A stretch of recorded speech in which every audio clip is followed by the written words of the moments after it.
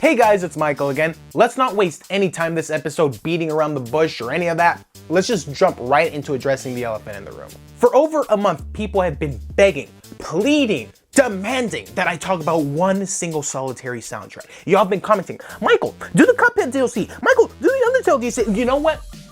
The wait's over. My friends, it gives me great pleasure to finally discuss the long-awaited, broadly recognized, and widely beloved OST of Friday Night Funkin' Indie Cross.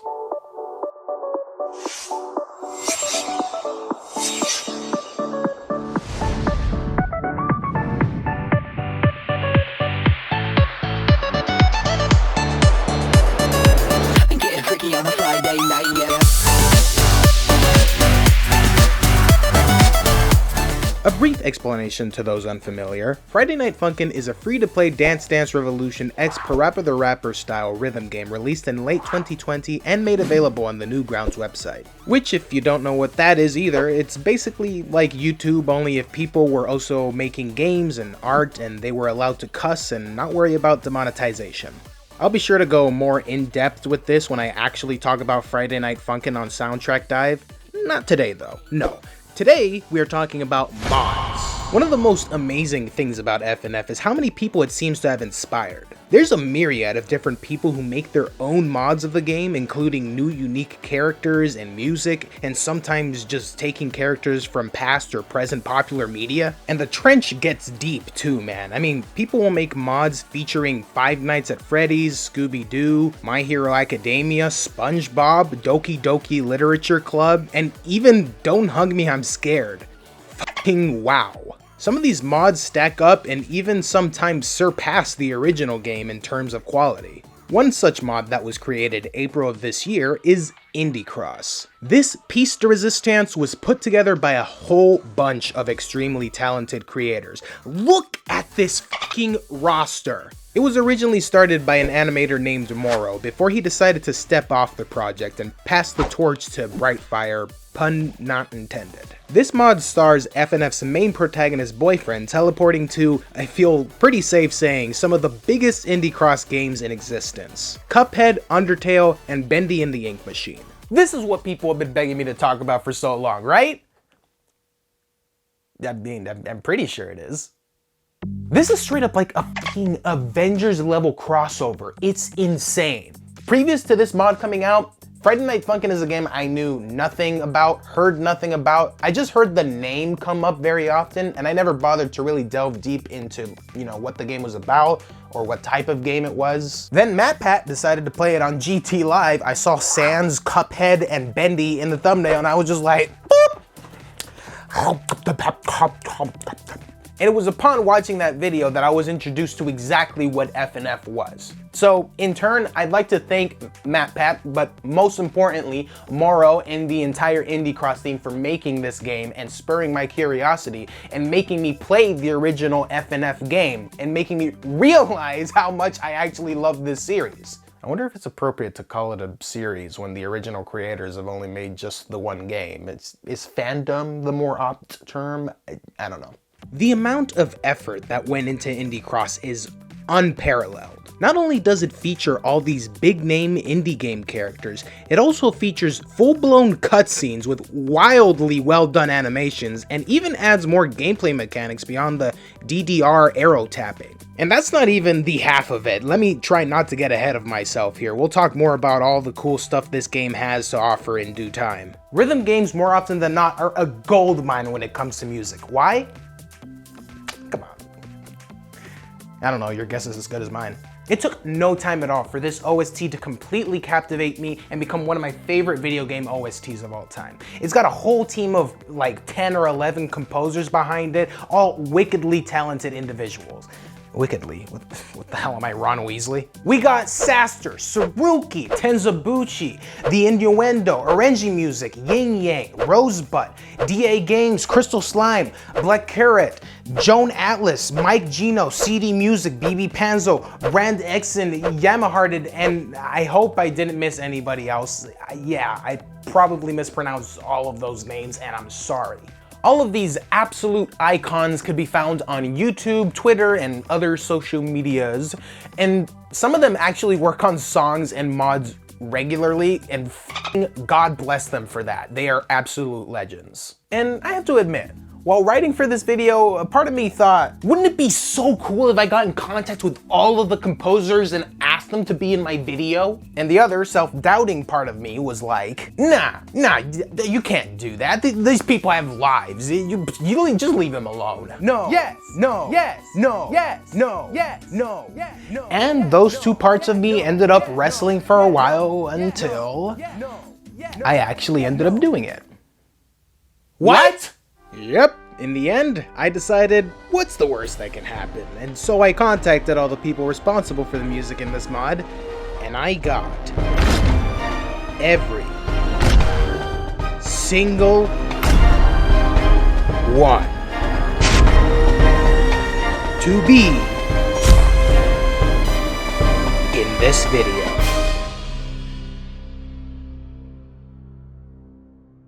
Okay, I'm lying. I couldn't get them all, but I got a few of them. People who follow me on Twitter probably saw this coming. I didn't expect any of these guys to get back to me, but a lot of them actually did, and I can't express how excited I am to have the opportunity to talk to them. Oh, this right here is the furthest I have ever gone out of my own comfort zone, guys. I swear. I was shitting bricks while talking to these people. I've never interviewed anybody for anything ever, and believe me, it shows. But I did it, and I'm so excited to have them on and get some insight on these wonderful, amazing songs that they've created. But first, as always, please try to remember, if you disagree with any rating that I give a song here, that is totally okay. This is just my opinion. I have a new audience, I'm sure. Friday Night Funkin' people are probably coming to this, and I just want you to know, if you guys disagree with any rating that I give here, it's just my opinion. You don't have to agree with it. And if you guys have a different opinion on something, please go ahead and tell me in the comments below. I'd love to hear it. And try to keep in mind while watching this video, I am in no way, shape, or form a music critic. I am not an expert in music. I'm just some schmuck on YouTube sharing his opinion on video game music. And the rating system we will be using today will be from 1 to 5 flingy mics. It's so cool when he flings the mics like that. I love it. I wish I had one of those. Okay, enough waiting. I am just as anxious as you are to soundtrack dive into Friday Night Funkin' Indie Cross.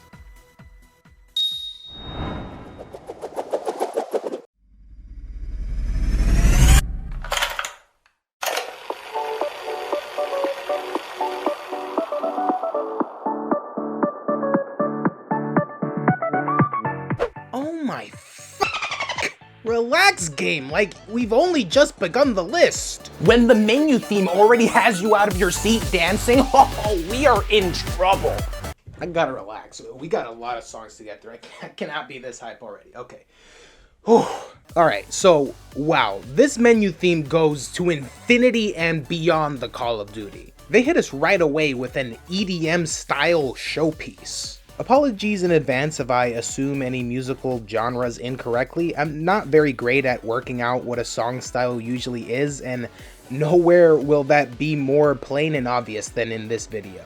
Anyways, this track instantly reads to me like a Toby Fox inspired piece. It's mostly in the melody that I hear it. And 1/3 of this game is in fact Undertale, so I don't feel too far off saying that. By the way, the song does a wonderful job combining a few of the different elements from each of the game's audio libraries, FNF included. We get the go day go, go day go, go day go from the menu theme of FNF. There's some Cuphead parry, Sans voice, and other miscellaneous Undertale sound effects, and Bendy screaming, I believe. It's crazy how all of this comes together so well.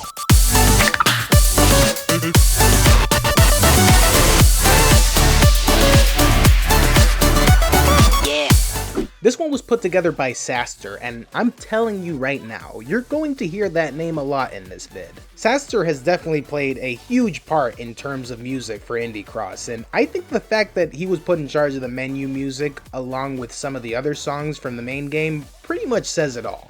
I really wish I could have gotten him to join for this video, but timing just didn't work out, unfortunately. Homie's always on the grind and I respect him for it. Anyways, I'll give this one a 4.6 out of 5 flingy mics.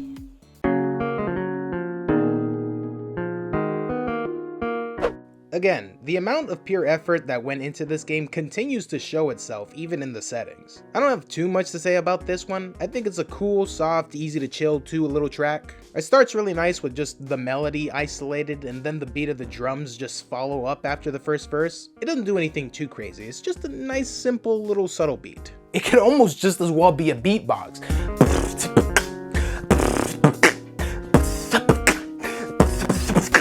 I couldn't find out who worked on this one as there was no credits for it anywhere like most of the songs typically have. It wasn't even uploaded to YouTube by the original creator. Regardless though, it's really cool that they made this track for the game. They could have so easily gotten away with just leaving the settings without any music at all. But you can tell they wanted to make sure that every nook and cranny of this game was shipshape. I'm gonna give it a 3.6 out of 5 flingy mics.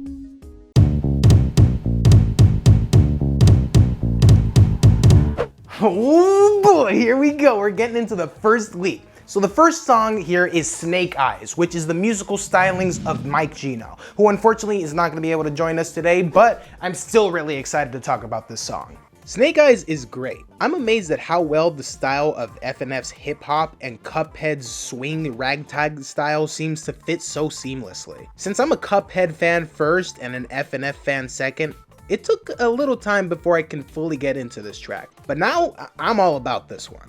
Cuphead's vocals sound a little raspy, for lack of a better term. I think they probably wanted to make it sound like his voice is coming out of an old television screen, which if that's what they were trying to do, hey, I mean, it sounds totally fine, it works. Snake Eyes is also a great one to start off with. It has pretty simple combos to follow along to, and occasionally it will throw something like this your way.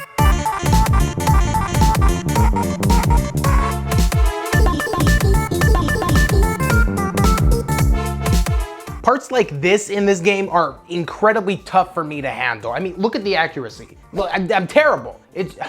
Nevertheless, I love the way that all this craziness sounds above anything else. Something is strangely euphoric about it. By the way, for those asking why I don't just play on easy or normal mode so I can have better accuracy, joke answer is, cause I ain't no little bitch. And real answer is that for the footage, I wanted the characters to match the audio, and they don't really match it as well when you play on anything below hard, since it's giving you less notes to follow. Besides, I'm so used to the songs at this point that I find it somehow easier to play in hard than on normal or easy mode. Anyways, I digress. I think Mike Geno did a fantastic job with this one. I'm gonna give it a 4.5 out of 5 flingy mics.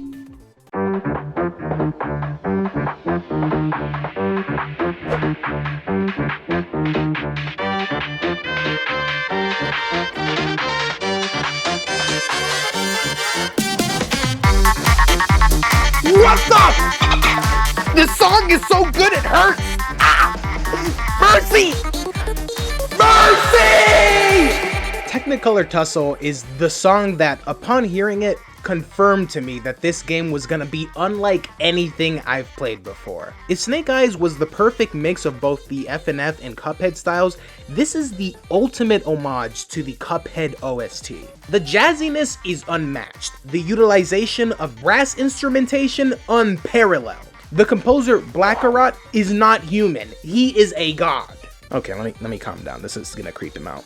The references in this to other songs from Cuphead are so well integrated. It's just, I'm gonna talk about it a bit more in a second, but first,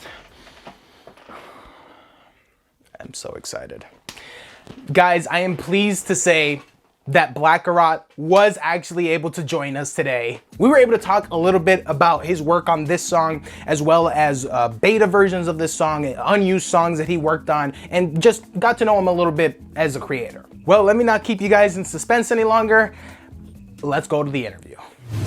Warning, this interview contains footage of me trying not to defecate myself and withholding my excitement, while simultaneously trying to conduct a decent interview. Viewer discretion is advised. All right, I'm on the phone with BLVKAROT. How you doing, my man? Doing pretty good. And yourself? How you doing? I'm doing wonderful. I'm so glad that you can join us today. So are you ready to answer some motherfucking questions? Oh, absolutely, man. Awesome. What you got? Let me start you off with a little bit of an easy one, just to gain some understanding of who you are as, as a person. How long have you more or less been composing music for? Oh, well, since about 10 years, about 2012, actually. Wow. Mm-hmm. Tell me a little bit about that. How, what got you into composing music? Okay, well, right out of high school, I graduated high school with music, a background. I did choir and band in high school, and going into college, I just really liked, that kind of. I went into college for computer programming, but I really liked music, and that was really my drive. And so, ever since 2012, when I graduated into college, I just kind of it stuck with me. Nice. And so I actually kind of started off with on SoundCloud, making little mashups here and there, and then kind of progressed from there. It was kind of original stuff that you were doing, or was it kind of stuff derivative of other stuff that you were exposed to at the time, like other media? Oh, it was definitely derivative when I first started out. Because I was still trying to get my footing, because I was learning how, because I was kind of self-taught when it came to music production. I had to learn Ableton through YouTube tutorials and all that kind of stuff. I see. And so I started off very small with my first. You ever played? It's a Nintendo DS game. It's called Trauma Center 2: Under the Knife. I can't say that I have. What is it? It's a video game on the DS where you're pretty much a surgeon, and you're having to you have different patients, and you have to operate on them. But there was one song in that game that became this really big meme at the time in 2012. Ooh. Have you ever seen the handsome Squidward meme? Yes, I have. Right? And so I heard that, and I was like, this song kind of sounds familiar. And I mashed it up with Rolling in the Deep by Adele. Oh my God. And that's actually how I started my music career. That was the first song I ever posted on SoundCloud. Correct me if I'm missing anyone, please let me know. But I know that you worked on Technicolor Tussle.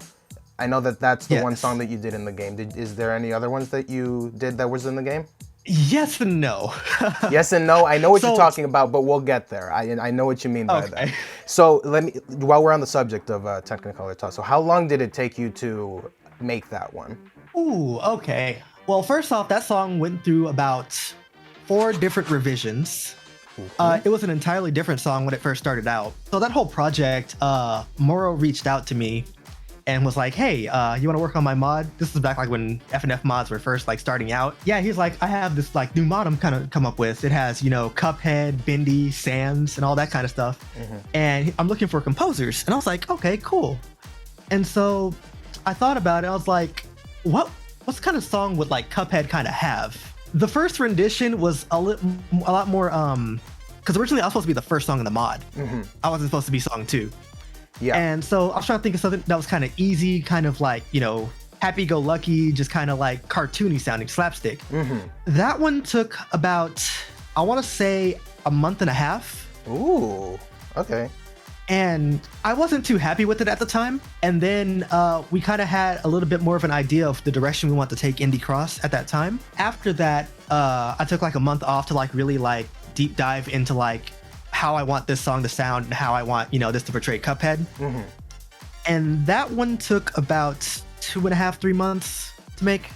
Wow. You were really kind of struggling with it then? Was it a difficult song to work on, would you say? I would say it was a difficult song. It's just more of my schedule.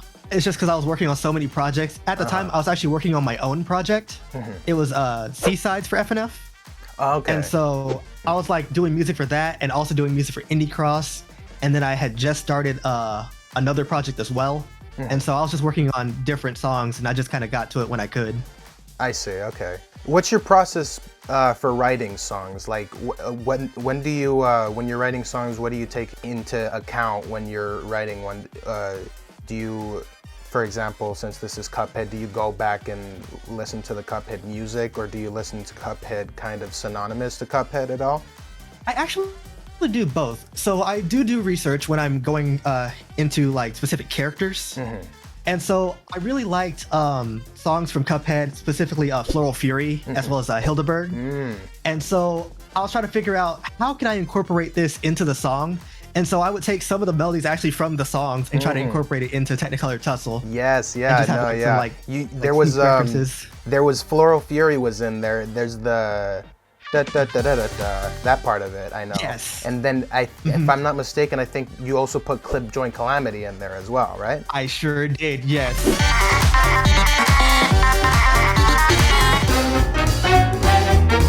Interestingly enough, it took me a couple re-listens to really notice that some of these references were even in this song. Like Hildeberg's theme, I had to reach out to BLVKAROT again because it was so subtle I could not hear it.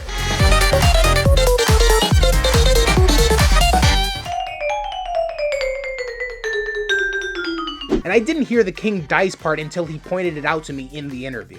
Was there any ones that any other motifs of any of the other Cuphead songs that you wanted to add in there that you couldn't, or you kind of put in the ones that you thought would work best? Well, I put in the ones I wanted to work best. I didn't want to overdo it to really take away from the originality of the other song. Yes, okay. But I did sneak in a couple more, like King Dice, as well as oh man, it's been so long I can't even think of it right now. He told me later that it was actually Carnival Kerfuffle.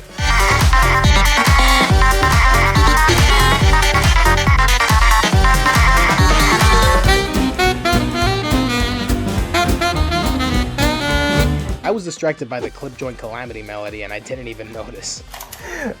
That's a lot. And you know what? I didn't even catch those ones that you're talking about. That's very interesting to me. Really? Yeah, no, I like, what part of the song? Because I'm actually tripping out right now, because I feel like I would have heard, give me, where was King Dice's portion of it? Was it towards the end? It's towards the end, and there's a slight hint to it. It's right before the breakdown at the end where it's oh, right before that section at the end? Yeah. Oh my God, you're right. I don't know how I didn't hear that.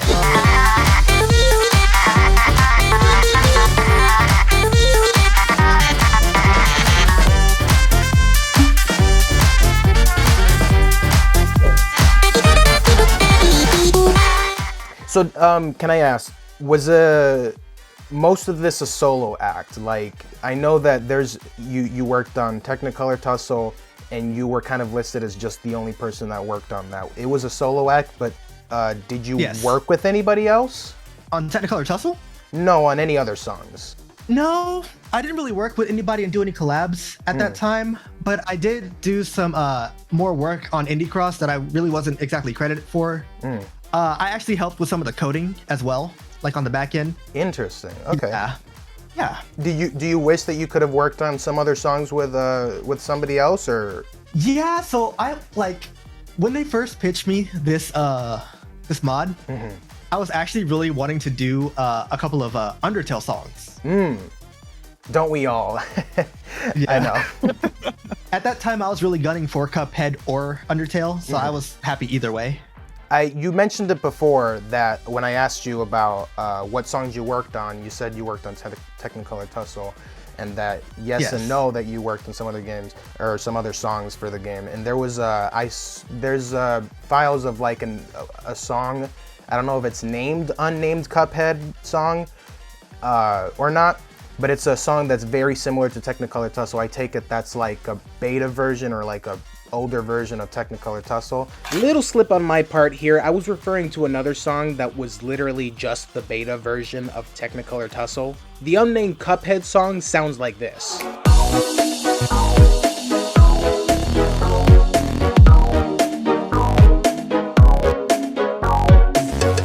I swear, my crappy interviewing skills got the better of me. I asked him later, he said this was an alpha version of the first song of Cuphead's week before they decided what direction they were taking the mod.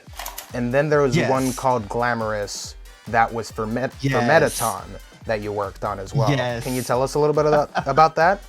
Yes, and so midway through production of Indie Cross, we pitched the idea to Moro, and we had a couple of people that were down to do sprites, and I was down for a Metaton at the time, and it just kind of got scrapped on the floor, I guess. And so Okay. It just is what it is, you know. So do you have any like reservations about it not being put in? Like, are you a little bit like, oh, I wish it would have been in there, or are you just kind of cool with it? I mean, as long as it took to like actually get the game out, I'm a little upset that it couldn't have gotten in. But I mean, I'm not like, you know, mad that it didn't. I gotcha. I'm glad that I still got to like release it and show that like, hey, we had other content planned at the time. That old version of Technicolor Tussle, it's just so good too. It's like, it's a lot swingier, and I'll be honest, anytime I hear the intro for the finalized version of the song, I always just go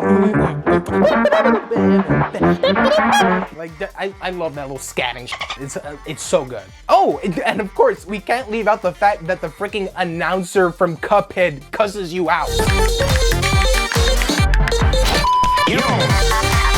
So, in Technicolor Tussle, it took me quite some time to actually realize it, but there's a moment towards, I would say it's the early middle-ish part, where you can hear a bleep and then you.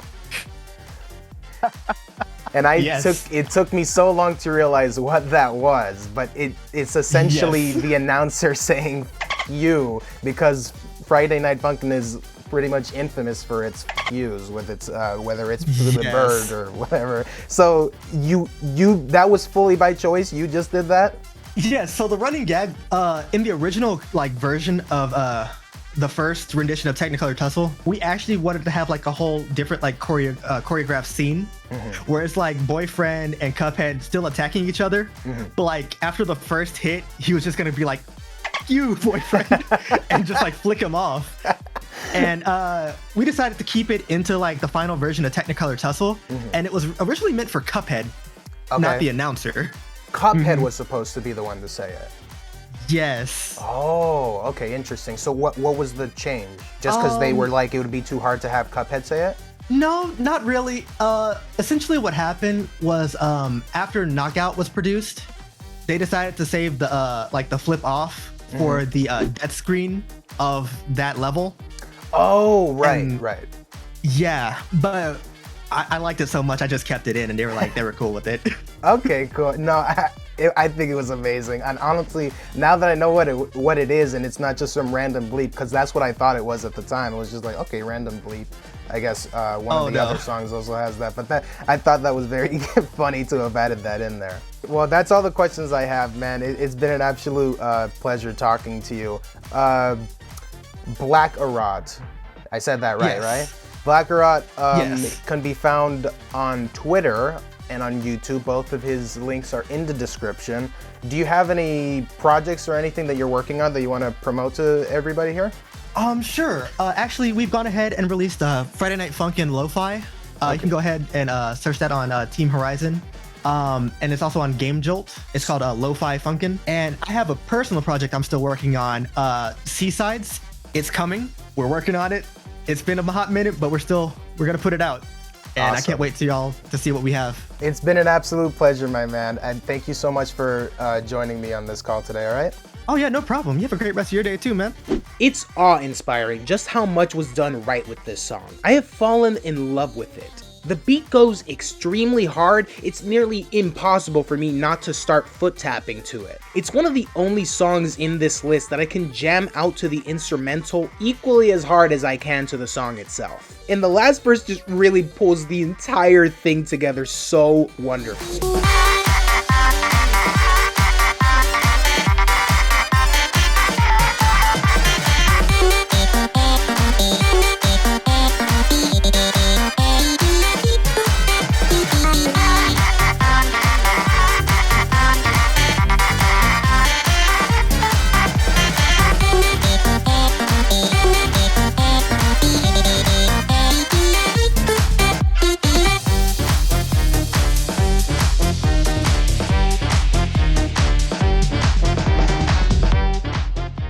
Absolute winner in my book. It'd be a crime not to reward this one with a 5 out of 5 flingy mics.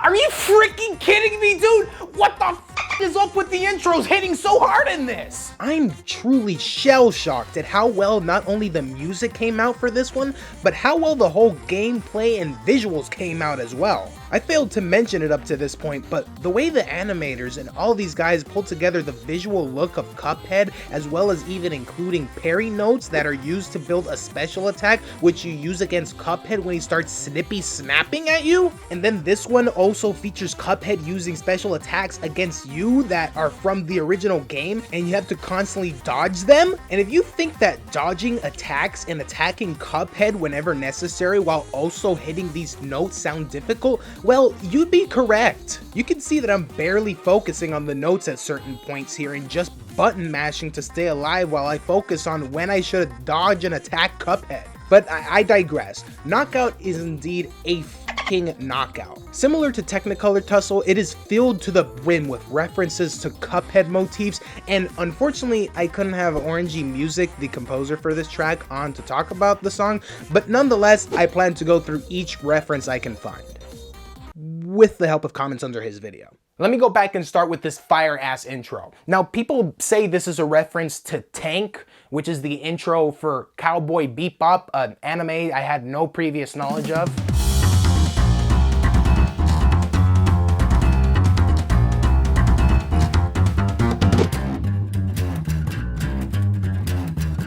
I think it's time we blow this scene, get everybody in the stuff together. And while yeah, it definitely sounds similar, I wish I had Orenji here to confirm or deny whether it's actually a reference or if it's just a coincidence.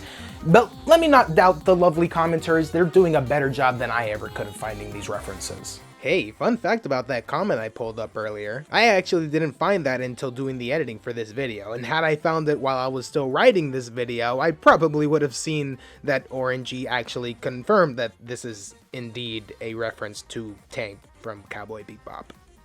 Yeah, I'm stupid. A lot of people say that JoJo's Bizarre Adventures is referenced here with Jotaro's theme.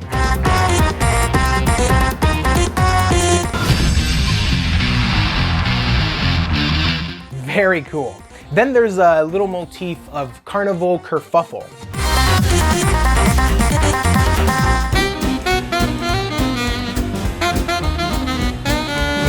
One person says this part's from Pyramid Peril. I feel like I was able to hear that one better with just the instrumental.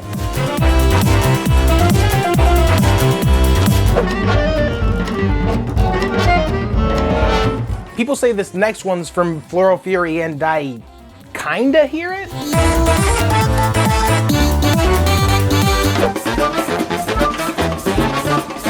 Then there's King Dice's motif.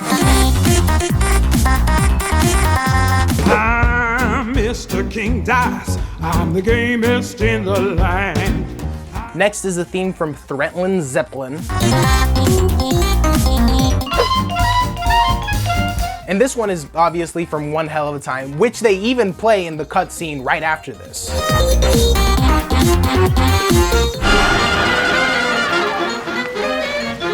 Forgive me if I got any of these wrong, by the way.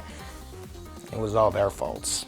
What I think is spectacular with this song is how it manages to make all these little callbacks while remain its own unique and amazing thing. And dude, when the song's about to end only for Mugman to suddenly get caught in Cuphead's crossfire and then Cuphead starts absolutely losing it, oof, I feel it, dude.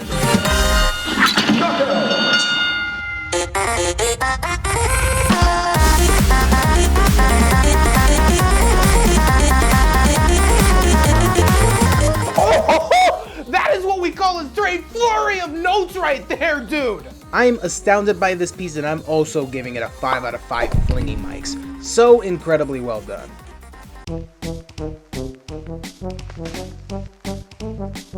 This is a cute little inclusion of All Bets Are Off, aka King Dice's theme. It occurs when you're pausing the game if you're playing any of the songs in Cuphead's week. It's nice they went as far as to add different backing tracks for each of these guys. Man, this mod's cool as fuck. What can I really say about this one? I mean, I love me Cuphead music, and King Dice is always a theme I love hearing. I'll give it a 3.6 out of 5 flingy mics. Okay, that wraps up the Cuphead week. Up next...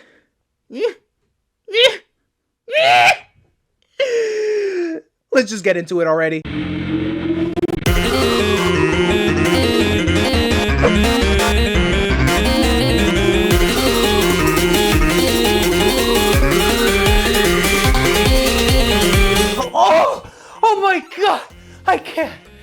was gonna get this go. Oh. Don't mind him. I'm sure he's all right. But seriously, what is this? The League of Intros or something? I feel like these intros are getting better and better as we go on. Am I the only one? No, like seriously, dude. And the way it slows down afterwards to this like chill Sans theme style, just like how he starts the beginning of his battle in Undertale. Oh my sweet Jesus. Saster played a part in creating this one alongside Yin Yang, who was kind enough to join us here today as well. They preferred not to do voice chat, so I just asked them some questions on Discord and they responded back to me. In retrospect, I feel like I could have asked more questions or asked better questions, but here's some of what I ended up asking. How long have you been composing music? I would say it started around 2018. It begun with messing around midis of Sonic songs, then I tried making Sonic remixes, then I did some Danganronpa and Undertale stuff and eventually ended up with FNF. What's your process for figuring out how you want a certain song to sound? Well, if it's a mod based on a franchise, you want to take inspiration from said franchise's sound. Or just whatever you think suits the character and obviously at what point it plays. If it's the first song, it will not be as bouncy and exciting like the third or fourth song. With OC mods you get even more freedom on that matter. Did you get to choose to work on an Undertale song, or was it just assigned? Around the end of May 2021, when Moro mentioned Indie Cross to me for the first time and asked me what song I wanted, there were only gonna be 2 songs per week. Sans' second song and Cuphead's second song were the only songs taken. Sans was an obvious choice for me. How long did it take you to make Whoopee? The first version of Whoopee was made around August 2021. Honestly, it was pretty bad, so I remade the instrumental in November 2021. Then there were some small changes to both instrumental and vocals. Eventually, with instrumental finalized, Saster was assigned to help me finalize the vocals, and by February 2022 we were done. Was Whoopee a challenging song to make? Yes and no. At the beginning I had no vision on how it should sound, which resulted in the first version being less than good. Obviously, I didn't work on it constantly, so the actual months when it was worked on are like 2 to 3 days, and in February maybe 5 days. Besides making the new instrumental, it was mostly about making small changes and following Moro's feedback. How was it like working with Saster? Saster is a cool fella. We gave each other criticisms on what the song needs vocal-wise and eventually ended with the end product. He also gave me some cool plugins. He's great. Hope we can work together again. I asked other questions as well, but let's go back to the song for a second. As I mentioned before, the song starts highly energized and then quickly jumps to this very laid-back, easier to follow pace. And the motif of Sans' song could be heard in the background.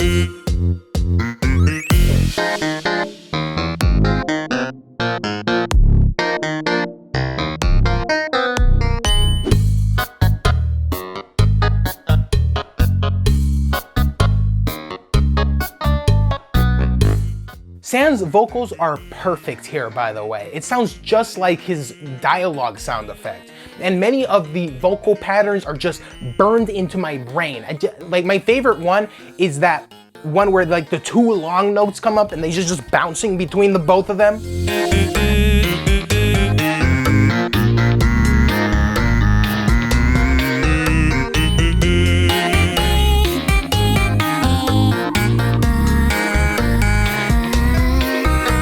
Then literally right after this is possibly the best part of the entire song. Yin Yang seemed to agree too. Do you have a specific segment you enjoy most from Whoopee? Might be the most basic answer, but the section where all the instruments drop and you can just hear Sans and BF sing Megalovania notes is music to my ears. Literally.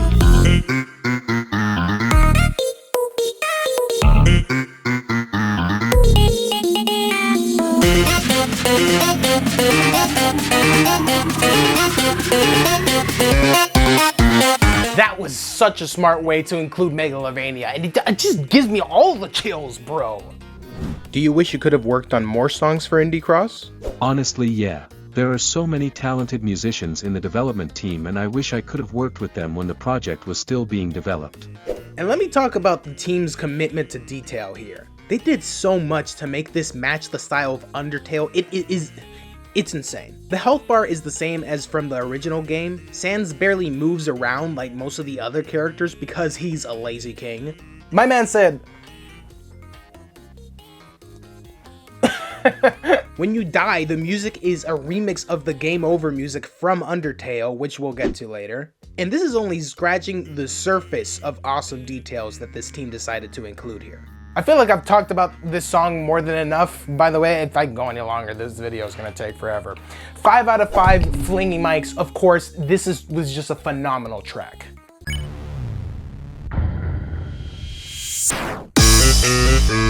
I'm loving the names for these, they're so fitting. So this one is hitting more on the same techno pop style that Whoopee started off with. Also, I forgot to mention this about Whoopee, but these songs both use some of the Undertale sound effects, which really works for both of these songs so incredibly well.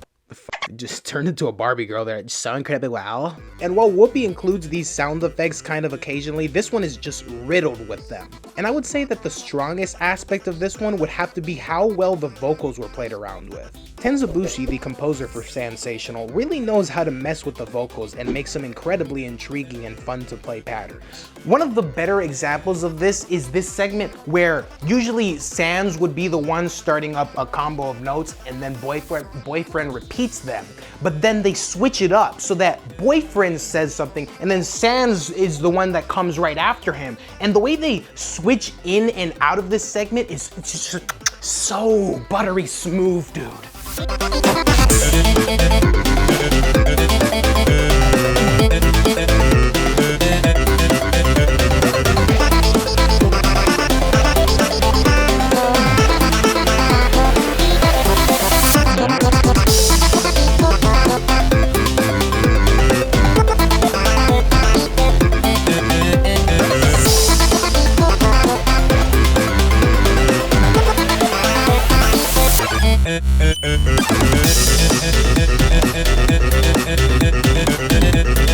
Oh god, and I love the pattern that comes right after it too.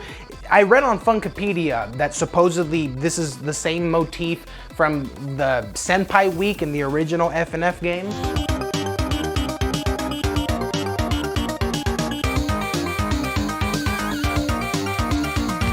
And again, we hear more of the Megalovania theme here, and it's really awesome how both Sans and BF sort of come together at the end for this last verse.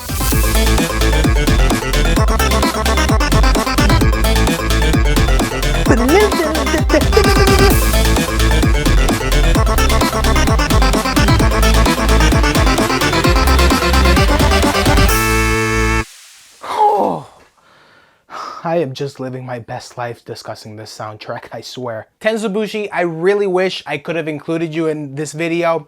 Just so you know though, your track is stupendous and I'm gonna give it a 4.8 out of 5 flingy mics. So, fun fact about this song, just like the original Undertale, you can actually go through a genocide route or a pacifist route where you don't attack Sans or you do attack Sans. And I swear to God, dude, the amount of details that they added to this game, it's insane. But let's go ahead and see what happens if you don't attack Sans.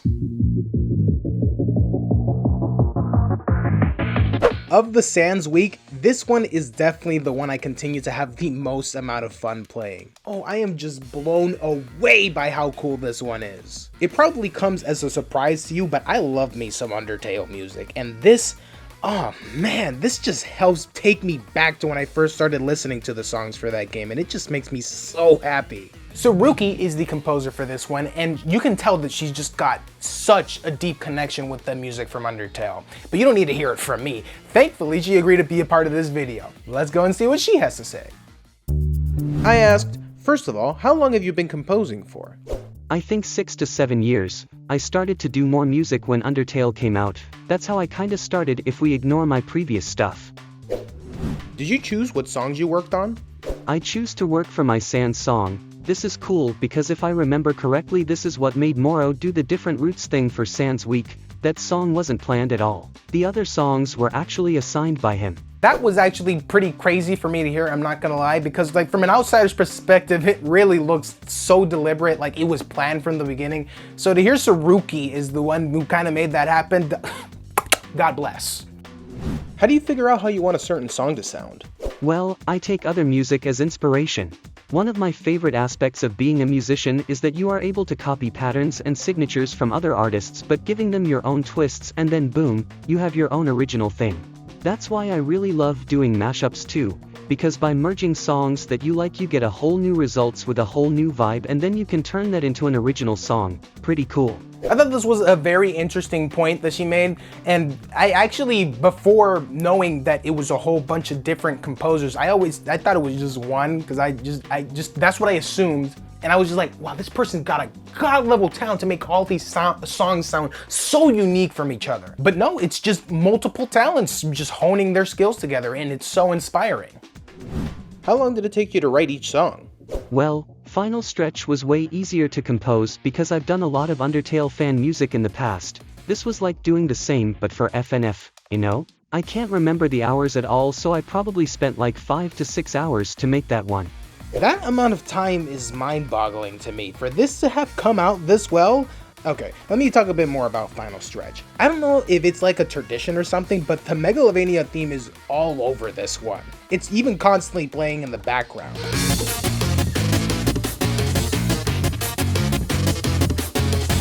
Honestly, I love hearing how each of these artists choose to throw that motif in there. It's so fascinating how much you can play around with just that one theme. And of course, the part that it just gets me and everyone else is that waterfall segment. Midway, the tone of this song changes, and so does the freaking environment, and we end up being in Waterfall. And you could very subtly hear the waterfall theme play in the background here.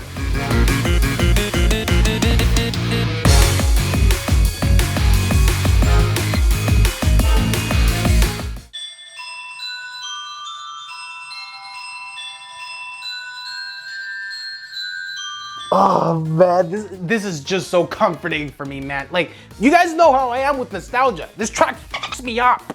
Oh yeah, I read somewhere that there's a similar motif from Thunderstorm here, which I didn't know exactly what that was.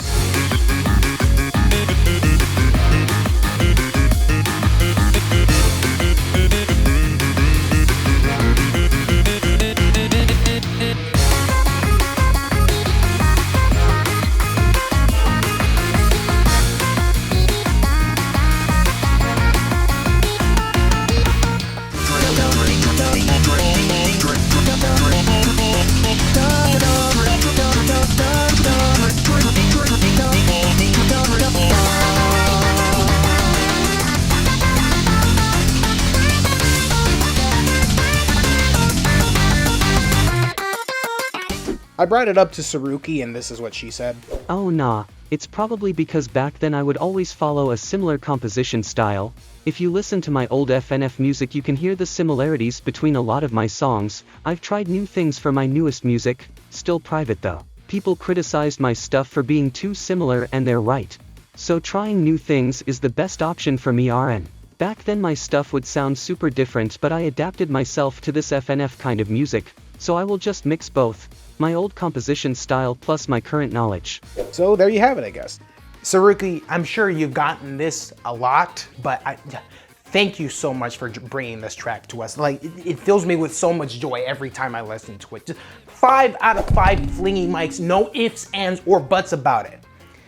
Now let's see what happens when you do attack Sans. Ah, here it is, the true Megalovania of Indie Cross. You don't understand how stressed out I was about having to record footage for this specific part of the game. I played this numerous times before and quit several times because I was like, nah, nope, I don't feel like being mad today, nah, I'm good. But thankfully, I was able to beat this for the first time by myself. Last time I beat it, I had my sister do the left and down arrows while I did the up and right arrows. Play with 2 hands, Sans? How about 4? But yeah, this time I got it in my thrice attempt, and I didn't do too bad, I think.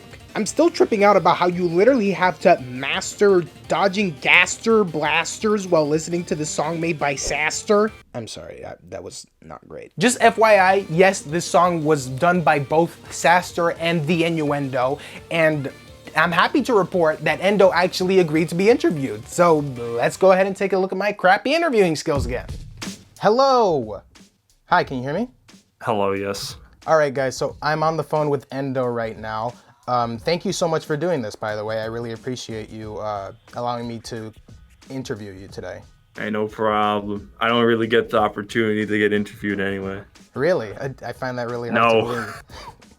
Oh, no, dude, I've been on an interview once, and that was a year ago. Sick. What was it for, if I can ask? It was when a Goaty first dropped. Oh, okay, It was interesting. a long time ago. Sweet. Okay, so I'm happy to be your second. I'm very honored to have the privilege of being your second interviewer. Having said that, are you ready to jump into it? I'm in a chair, so I don't know how I'm gonna jump out and talk on a microphone. Forget I asked. Okay, so let me jump into the first question. How long have you been composing music? About 3 years. 3 years. Started doing it when I was in high school, summer school. I was really bored one night, and I'm like, you know what? I want to start making music, because in class, I don't even pay attention to the summer school class. It was English. I still passed. I was always listening to Deadmau5. I was a big fan of him at the time. I was like, I want to do the shit that he does. And that's where I got to be now. Thank you, Deadmau5. I haven't listened to you in like 2 years. Oh my God, nice. The songs that you worked on in Indie Cross, tell me if I'm missing one, but you did Burning in Hell, you worked on Devil's Gambit, and you worked on Satanic Funkin. Those are the three. Those are the three. Wonderful. Okay, so how long did it take you to work on each one of those? All right. I'm gonna start with probably the one I hate the most, which is Burning in Hell. I spent half a year on Burning in Hell. What? Oh my Lord! How? Now there's a reason to why I spent half a year on it. It's because I kept remaking the song. Okay. There are at least 27 different exports of my old version. But then eventually I caved in at one point because we were all remaking some songs before we were gonna release back in like February, and Saster was there. I love the homie Saster. He's a great guy. Most talented man I know right now. Oh my God, no, I'm and sure. He was remaking Whoopee with Yin Yang. And I was like, okay, I hate how this sounds. Can you help me work on this to make it, good? And he's like, yeah, sure, okay. And then he sends me a whip in like 4 hours, and I just did in tears. I'm like, thank you! You made it not ass! Holy crap, so that's funny.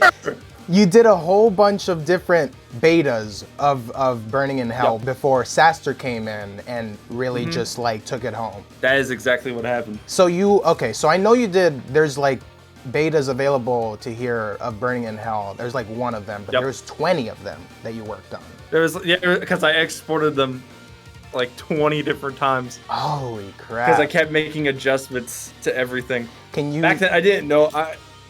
Sorry, you go were ahead. going to say something? No, go ahead. Back then, I didn't know anything about like actual instrument VSTs. All I knew how to do R&B and hip hop at the time, and that was it. Okay.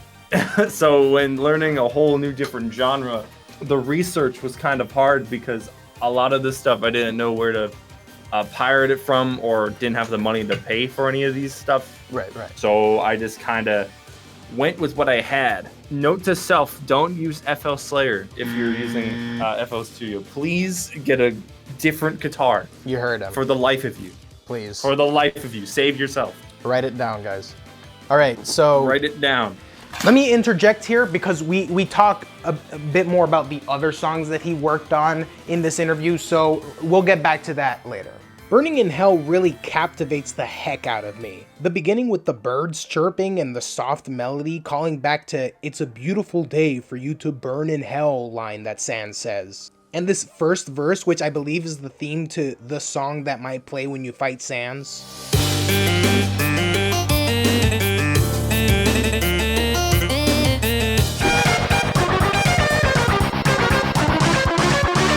The whole vibe of this one honestly reminds me of the Azrael fight, just to be honest. It's got such a grandness to it. This part where they pull the motif of Core from Undertale is such a chilling segment too.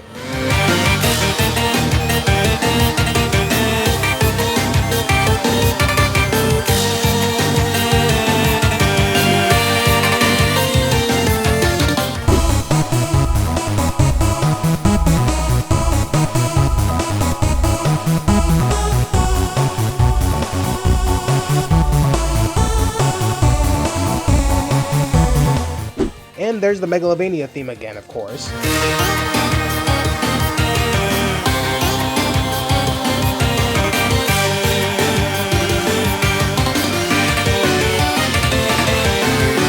Then later the tone starts to come down as Sans starts growing tiresome, and you can even hear that one motif from the opening cutscene of Undertale.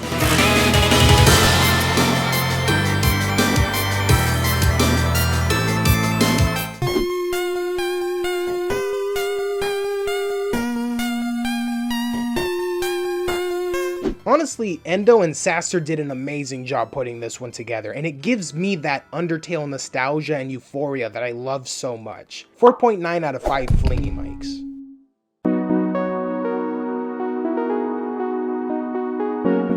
Okay, now this is really cute. I could be wrong, but I'm like 98% sure that this is like a remix of the Megalovania theme. It's so chill, and not chill like a Sans song chill, but chill like it's relaxing and so inviting. I couldn't really listen to it for hours. I think I'm good just listening to it for a few minutes and then I'll move on to something else. But for a pause screen, this is some really cool shit. I like it better than the one for Cuphead. It feels a bit more unique than that one did. 3.6 out of 5 Flingy Mics.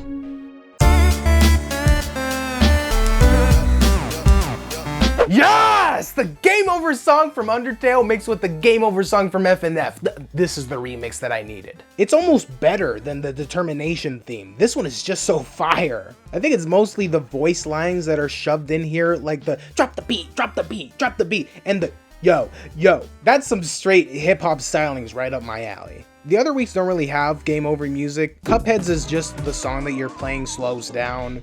Bendy's is pretty much nothing. Then the Nightmare ones have these like creepy, ominous ambient noises. It's pretty cool. The Nightmare Cuphead's the Cuphead opening in reverse.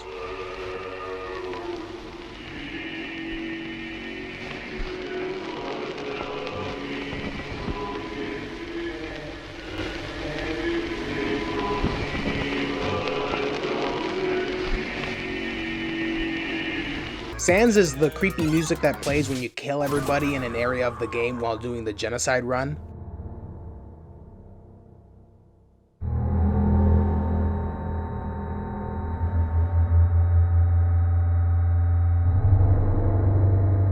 And Bendy's, again, is just nothing. It's just noise, I guess, pretty much. I like all of them, they're really fitting, but this is the only one that I'm officially including in this list. I'll give it a 4 out of 5 Flingy Mics. And now, time to jump into the Bendy week.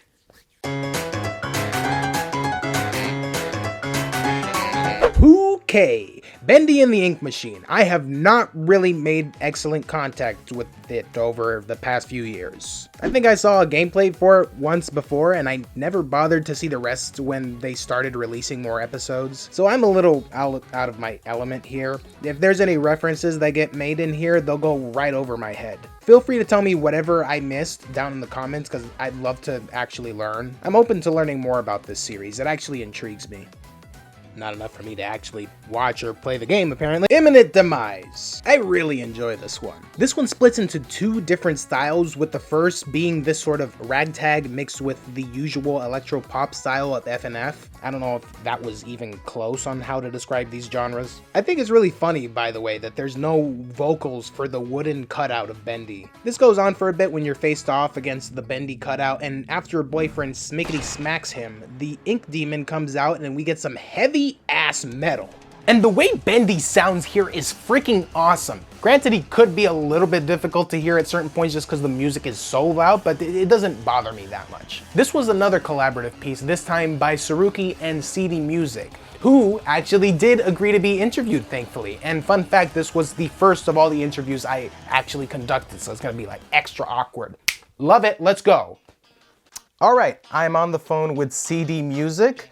You want to go and say hello to the nice people? Hi. Hello.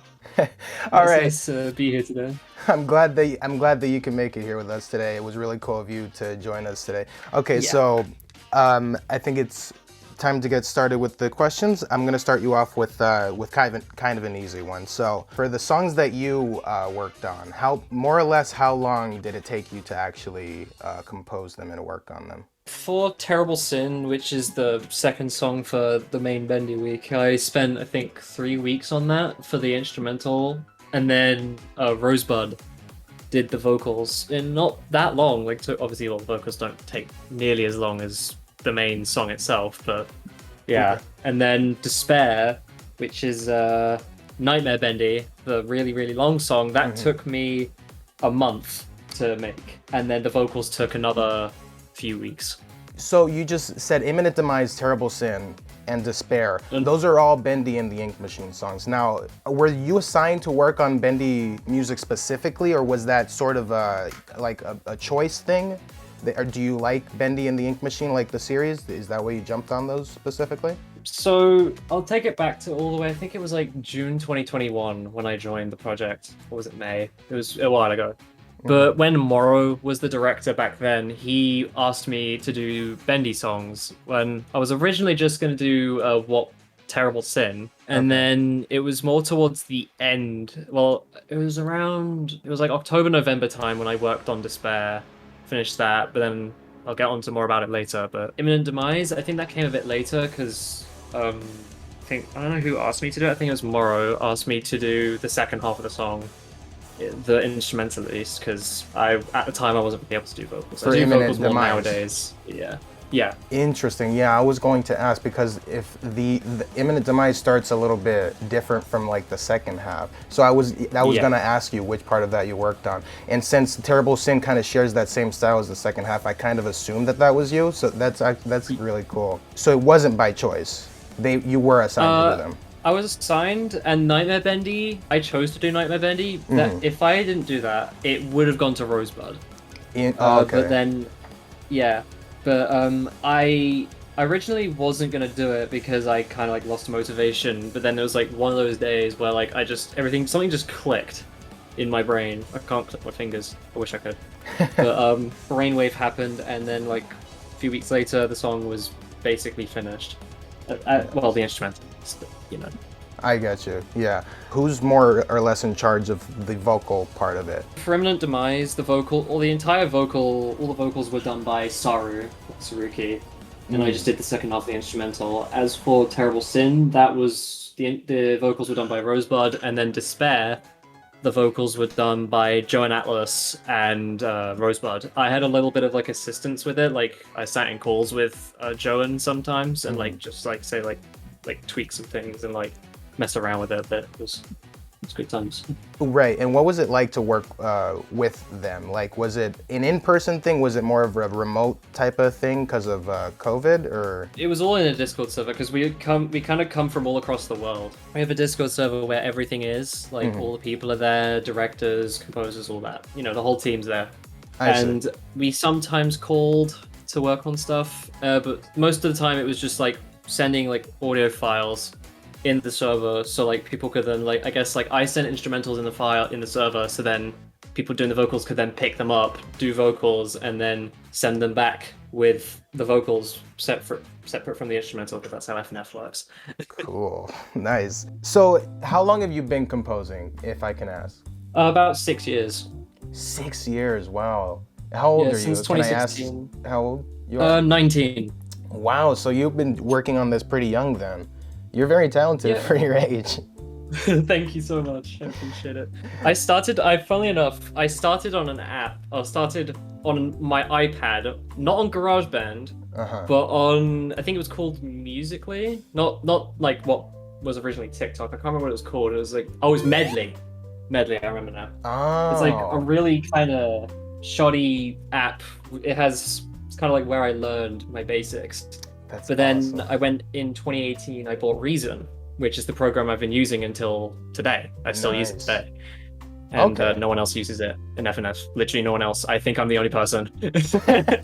I was a drummer when I was a kid, like really young. I've kind of been on and off. I stopped about 3 years ago, like in the end of 2019, like just before the pandemic started. I'm drummed since, but that's kind of like carried over into my music. But I've been doing it so much before then because I did it some when I was at primary school, which is like juniors, like, you know, young when I was like really little. Then I did it when I was in middle school, which is secondary school here in the UK.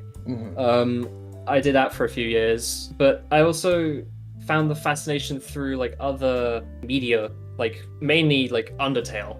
And also, I don't think you've heard of him, but DM Dokuro from the who worked on some stuff for like Undertale, does like original work and also worked on the Calamity mod for a few years. But I've kind of like managed to find my own way over the last few years, still using inspirations, but I've like found my own way, especially over the last couple of years since the pandemic's given me a lot more time. Right. As well. So it was kind of helpful to be stuck in the house for a while. Yeah. Also did college studies for like degree, like diploma. What studies? Diplomas in music production. Okay. Gotcha. I've got an extended diploma in music production. Awesome. Nice. We'll talk with him a bit more later. The pairing of these two different styles is very interesting, and to me, it really helps to grasp the two different aspects that Bendy and the Ink Machine definitely seems to contain, which is the cartoony Mickey Mouse era parody vibe, and then the horror with the Ink Demon. All of it is very well presented with this song. I asked Saruky what her favorite section was to work on in this game, and well... Oh, definitely Imminent Demise's intro. It's pretty awesome. The second half is nothing to scoff at though. I'm always singing along to that first melody every time I play this one. My collab with CDMusic was probs the easiest one because I only composed the vocals and the first half of the song. I took DAGames music as inspiration to make it. Probably 3 hours for that one. Honestly, overall, I think it's a solid song. I'll give it a 4.6 out of 5 flingy mics.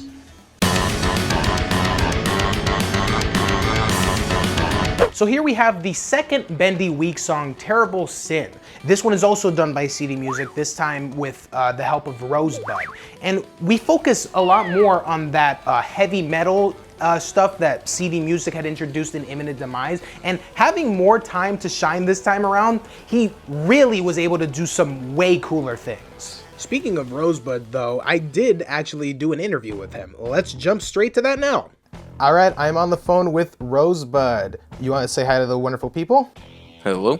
Thank you for hopping on with me today. I'm just gonna ask you a few questions. Let me start you with the first one.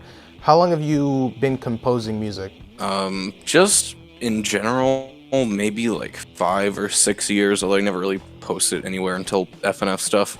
And did you have sort of something like that inspired you to start doing music? Do you have any thing that kind of like just sparked that interest in you? I'm just really into music. A lot of people in my family done music related things, so it's just something I've always been interested in. Okay, gotcha. The songs that you worked on in the game, it's Terrible Sin and Despair. I don't know if I'm missing any other songs, am I?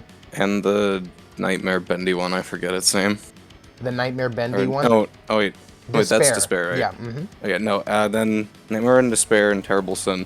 I honestly don't remember the names of them. They're just called like Bendy one in my files, and stuff like that. Yeah, so how long did it take you to work on those? Honestly, my part wasn't too much because I was just doing the vocal melodies on them. You just did the vocals for them? Yeah. It's just for all the songs you usually do vocals, or was that just the case for this one, this project here? That was just the case for Indie Cross. Is it like, it's not at all like a really hard process to do the vocals, then they just kind of give you the bass instrumental? Yeah, I mean, I still need to, come up with melodies and write them, but it's a significantly shorter process than needing to compose a whole song. I'm sure, yeah. So is writing the vocals something you prefer doing? Do you think that you like that better than actually composing a song, or are you more a fan of composing the song itself? I mean, I'd much rather compose a full song. I figured. But just the way the Indie Cross stuff was organized, it was just kind of I was given the opportunity, hey, you want to do vocals on this? I'm like, yeah, sure, why not? You didn't get to choose? Yeah. Yeah, not really. Oh, okay, gotcha. I mean, they kind of asked me if I wanted to do certain things, but it wasn't just like you could work on whatever you want. It's just kind of like, hey, there's this thing that we need to get done. Do you want to do it? What was your like process for figuring out how you wanted the vocals to sound for the song exactly? In terms of like the way the voice sounds or like the vocal melody? The vocal melody. My main process when it comes to writing a lot of melodies is I'll just sort of like improv something like on a section on loop until I play something that I think kind of sounds cool, and then I'll go up and touch it up and like add a bunch of stuff to it. Okay. How was it working with Joan Atlas and CDMusic, by the way? It was cool, though I didn't really talk with them much. I was honestly not super involved in a lot of stuff, to be honest. Oh, okay. Yeah. And that wasn't by choice, that's just kind of how it ended up? Partially. I'm not very good at keeping track of like huge development servers and stuff, so I just kind of mostly talk to Moro whenever he'd DM me about doing something. Yeah, I was gonna ask, was like any song particularly challenging or anything, but you said you just had to work on the vocals, and that's not really as challenging as making the song itself. Yeah. So I mean, the Nightmare Bendy song was really hard to do. Just the way the song was written and whatever Moro wanted was like exact, and it's kind of hard to like write something that's like not annoying to listen to, I guess. I just want to take a chance to kind of get some insight as to how this works. So are the vocals something, I imagine it's not like you record your own voice or somebody else's voice. I'm sure it's like there's already pre-existing files or something of Boyfriend's voice that you just use, and then you can kind of manipulate around it. For Boyfriend, you know, it's just the normal voice that everyone uses that was made by Kawaii Sprite for the base game. The bendy voices were Serum presets, which is just like a synthesizer. Oh, okay. And I had to design the voice for Nightmare Bendy, and I had to like design maybe like 3 versions of that because Moro kept wanting me to change it. And it got to a point where like the song had been done for like 2 months, and he said like, hey, can you go back and change this? And I ended up just saying, no, I can't. And so he just stuck with it. Why do you think that he like wanted to change it? Do you think he wanted to make it sound similar to the ones that already existed, or was it just like... I honestly don't know. I know that there was a lot of like sort of last minute changes to like a bunch of things in Indie Crossed. And some of them I think were good, some of them I think were, you know, for the worst. Not the best in terms of like, you know, changes, but there was a lot of like last minute changes stuff. And I was like kind of busy during that. I just didn't have time to change a lot of stuff, and I honestly didn't really feel like it either, to be honest. I got you, yeah. Here's a bit more of me talking with CDMusic, by the way. What's your method to finding out how you want a certain song to sound? So I usually give myself like references. Like Mara sent me references for Terrible Sin. So like, cause I kind of wanted to give that like kind of like heavy kind of feel with the kind of like metal and like, you know, and I kind of fused that with like horror, like slight horror aspects. The piano, the low octave piano in Terrible Sin, like the you know what I'm talking about, I'm pretty sure. Yes. That was kind of to put across that horror feeling, because that's like, feels like a chase theme. It's like a chase 100%, in a way. It's kind of how it was originally. That got then moved. So it was like an early idea. I see. But we'll come back to these two later. Let's go back to the song. There's this specific segment with Bendy and BF singing together that strikes me to the core. And from there on, I think it is just like the song's strongest point.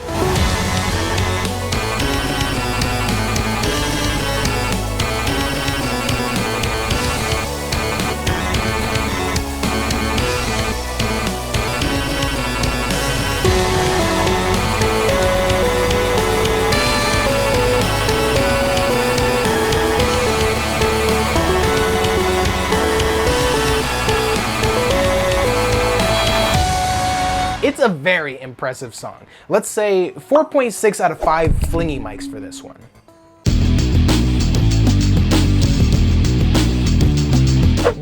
Damn, I'm really into this Bendy song. It's probably my favorite of the bunch. This one has such a vibrantness, and it is so intense. Anytime I play this one, I am just so hyped up, and to be honest, that's the best energy to have for this song, because you have to be on hyper alert of all these little inkling fuckers beating on you.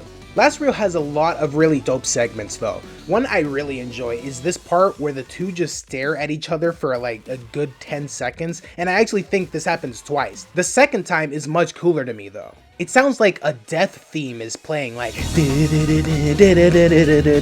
the ink demon just summons this acid rain and it starts sinking your health all the way to the bottom, and then the 3, 2, 1, go. I just love that shit. It begs the question though, why are these pauses added here? I assume that it's to give you a moment to clear out the inkling guys if you still have them on your sides.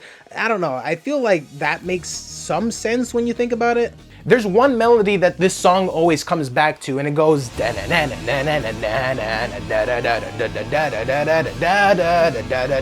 maybe that's why I like this one so much, is because it has, you know, parts that I can recognize and sing along to like a little dork. And Boyfriend feeling it too. Listen to him with that big finish. He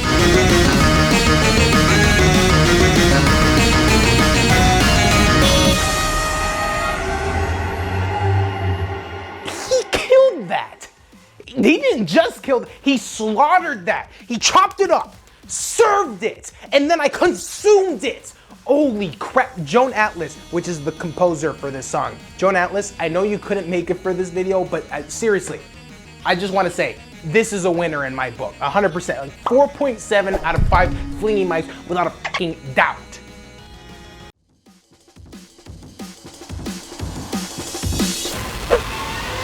This is interesting. This is the only song to have an alternate version based on the difficulty you're playing in.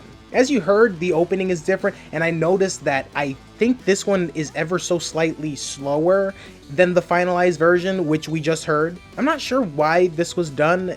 If I had to take a guess, I would say that maybe this was just an older beta version of the song and they just threw it in there as a bonus. Or maybe the original speed proved too difficult, so they really just had to decrease the speed by just a tiny bit to make it not as difficult to get through.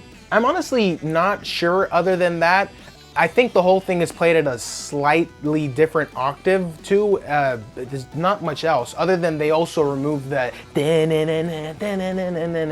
so I like it a little bit less because of that. So I'll just take a little off of what I gave the other one and say 4.6 out of 5 flingy mics.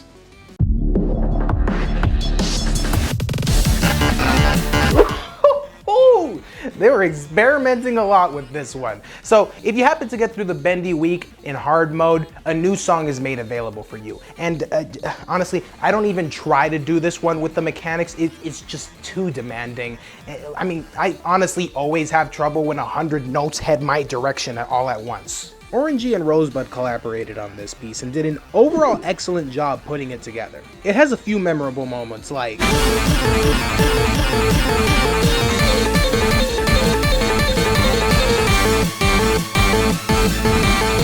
and also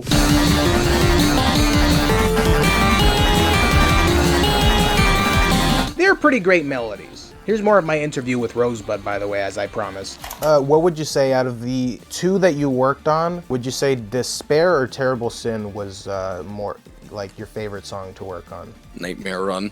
Oh, Nightmare Run.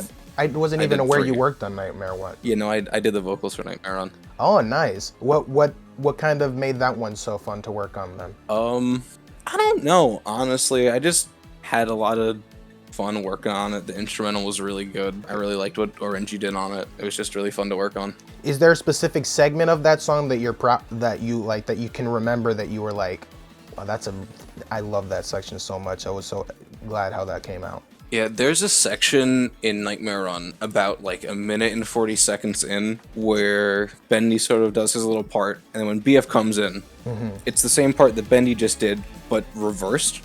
So I sort of like wrote them to harmonize together when you put them like together backwards.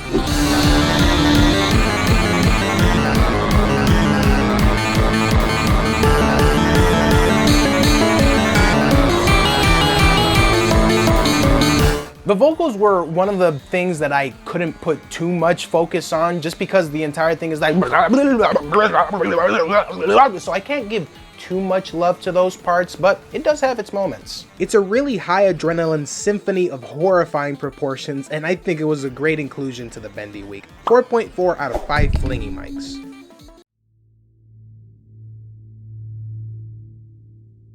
Okay, so like seriously, I don't even know how to tackle this one. It's just, well, it's not anything really. I don't know if this is like the pause sound from the actual Bendy and the Ink Machine game or not. If it is, then great.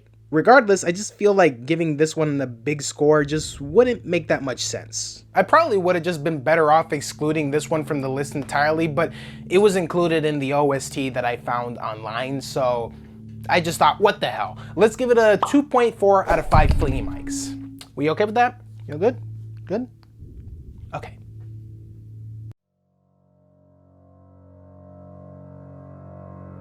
Okay, so full disclosure, I forgot to add this one to the list before I started recording footage of myself, and I'm too lazy to do my whole setup right now, so this part's gonna be all voice. But just to snazz it up a bit and make it a little more interesting, I thought it'd be funny to record this with the new mic I didn't get to use for this video because I bought it after I finished recording all of the voice lines. What do y'all think? It's the HyperX Quadcast, the cool red honeycomb one that most people get. This will actually be a good chance to garner a little bit of opinions from people. What do you think? Do you like how this one sounds better, or do you like how the old one sounded better? Tell me in the comments below. Anyways, back to the credit song. Like most games, or at least some of the ones that I've talked about in previous episodes, this one actually does a little spin on the menu theme that it introduced right at the beginning of your experience. I don't know a lot about musical theory or just how music is generally written, but I know that a popular move that most composers do is recall to a previously established motif and then bring it back at some later point of the game. This is usually to give one a sense of retrospective, to make you see how far you've come on your journey and all the ups and downs you've endured to make it to this point. Or the composer got lazy and just decided to reuse the same melody. I don't know, I'm just talking out of my ass here. The melody, like I said before, reminds me heavily of Undertale, and switching it to a piano rendition only doubles down on that front. I think it was a nice, cute addition to show little illustrations of the creators of the game all just doing stuff. It's very endearing. As for this song, I'm gonna give it a 3.9 out of 5 Flingy Mics. Oh my god, come on, man! This mod just keeps getting better and better. So alongside the main game, we are gifted with extra games, most including secondary characters from each of the individual games' storylines. In this case, we got ourselves a special guest antagonist cameo from Cuphead, the devil himself. Listen to this banger ass music too. The beginning with that very quick subtle melody of One Hell of a Time. It's so exciting.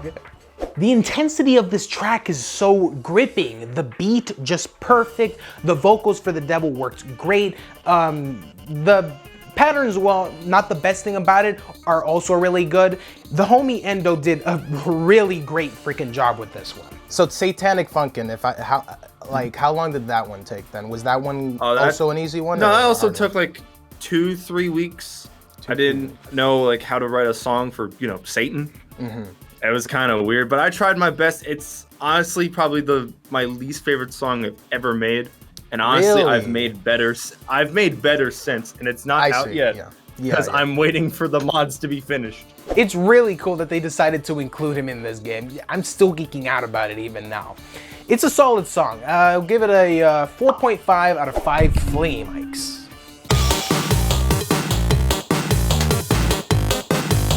Stop! No! No freaking way! It's the boys! That's it? That's it? That is it? I'm saying it right. This is it. I am saying it right here. This is the greatest FNF mod of all time. I know I said it in the beginning, but I'm saying it just to emphasize.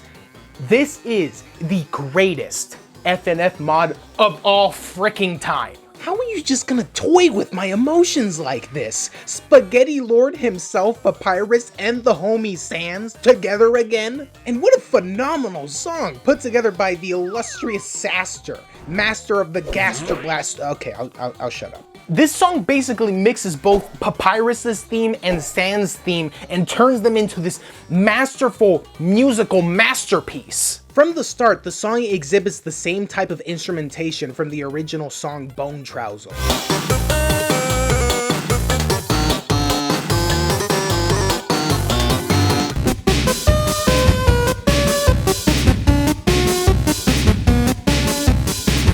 section even ends with a beep, like in that song, which I didn't realize till someone else pointed it out to me. Then it switches over to the same style as Sans' song, and it's so unbelievably mind-blowing.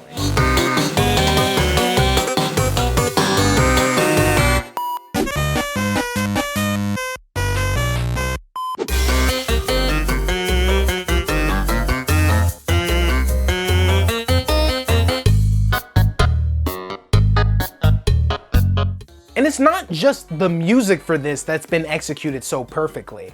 I give major props to the animators as well. They don't just put these two characters together and have them sing a song with you. They behave and react just like they would in their own game. Papyrus's vocal patterns are more complex and bouncy, while Sans are slower and lazier. Sans falls asleep and then Papyrus gets mad at him for it. Sans lets Papyrus dominate this song and gives him some time to shine and sing more often because of his deep love and respect for him. It's like they were ripped straight out of the game itself. It's incredible how well this team understands these characters and what we love about them. The whole situation doesn't even feel like a battle. It just feels like a couple of boys chilling and singing with each other. Like at what Sans says at the end of his week, he's like, let's meet up again sometime. And then maybe I'll bring my brother along too. Like they're just chilling. The ways that Sans and Papyrus both harmonize with each other too, it's bone chilling.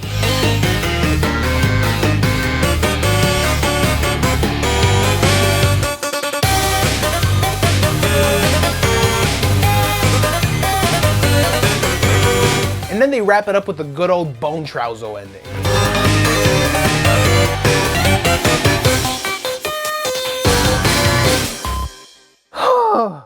My god, it does not get any better than this, guys. I am telling you, these guys are making history right now. In all sincerity, this was a freaking riot. 5 out of 5 flingy mics to this absolute gem of a song.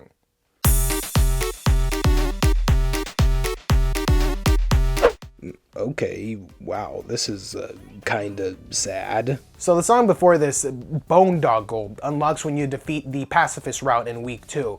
And should you decide to do the genocide route and defeat Sans, well, I almost just don't even want to say.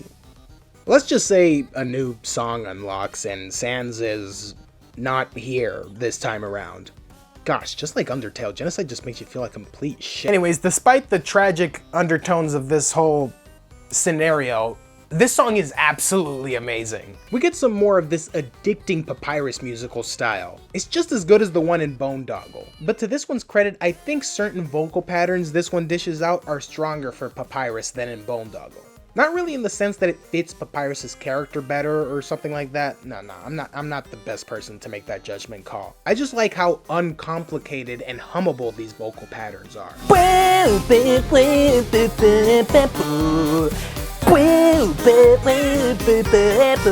I freaking love that they added the dating start theme from the original game. Apparently the song was created before Indie Cross was made by a composer named Yamahearted, and he wasn't even aware it was added till the game was already basically done. Then Yama was like, yeah, okay, you can use it. I'm guessing they just thought it would be the perfect song for him or something. Speaking of which, Yamahearted did actually agree to answer some questions here, so let's get to that. How long have you been making music for? 6+ years, I suppose. How long did it take you to make Bad to the Bone? Then he sent me this image. 6 hours and 31 minutes. Pretty good time. Was there a certain segment of this song you'd say was your favorite? I think it's the dating leitmotif part. Fully agree with that, as you guys saw. Was anything particularly challenging about this song? Since it was pretty early into FNF modding, so no voices were released officially, and this was my second ever FNF song, Boyfriend's vocals were made very weirdly using samples cut from original songs. They were pitched instead of being auto-tuned, what would make sense, so every note has BF's voice tone change. And that's all the questions I really asked. Oh, and he also mentioned this. Also, the song will have the official remastered version released soon, so you can show a snippet of it. Was tired of mods and videos reusing a very old song with very low quality production.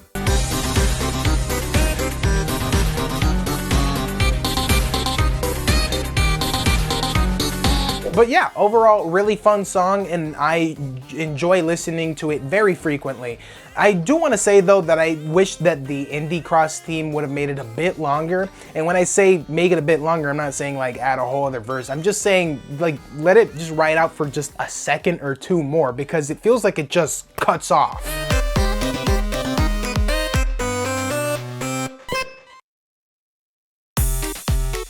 They really needed to let that echo reverb that Yamahearted added in his song kind of stay there. I don't know why they cut it. Anyways, great song. I'm giving it a 4.8 out of 5 flingy mics. It's time. We've all been waiting.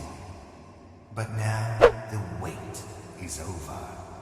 Alright, so as I mentioned, not really caught up with the Bendy lore, so I can't be too hyped about this one. I'm just gonna assume this is an important character in the main game, though having him appear here isn't quite as surprising as having the Devil and Papyrus join, because he was already in some of the cutscenes before this. It'd be like instead of having the Devil join, they just had Mugman do a song instead. It'd be like, cool, he gets his own song, not, oh my god, this character's in the game! I like the surprise element that came with the other characters. That being said, this song's alright. It's not a personal favorite of mine, and I'm assuming I'd probably enjoy it more if I actually played Bendy in the Ink Machine, but I'd be lying if I said I wasn't feeling my mans here when he started like that third verse.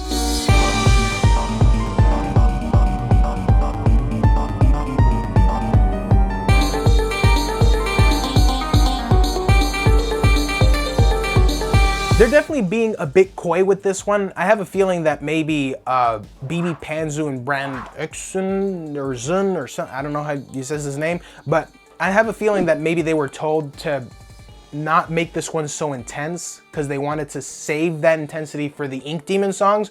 Again, this is just assuming. I unfortunately couldn't have them join us today, but it's all good. Like I said, not one of my favorites, but I do think that it was a really cool inclusion. So 4.1 out of 5 flingy mics.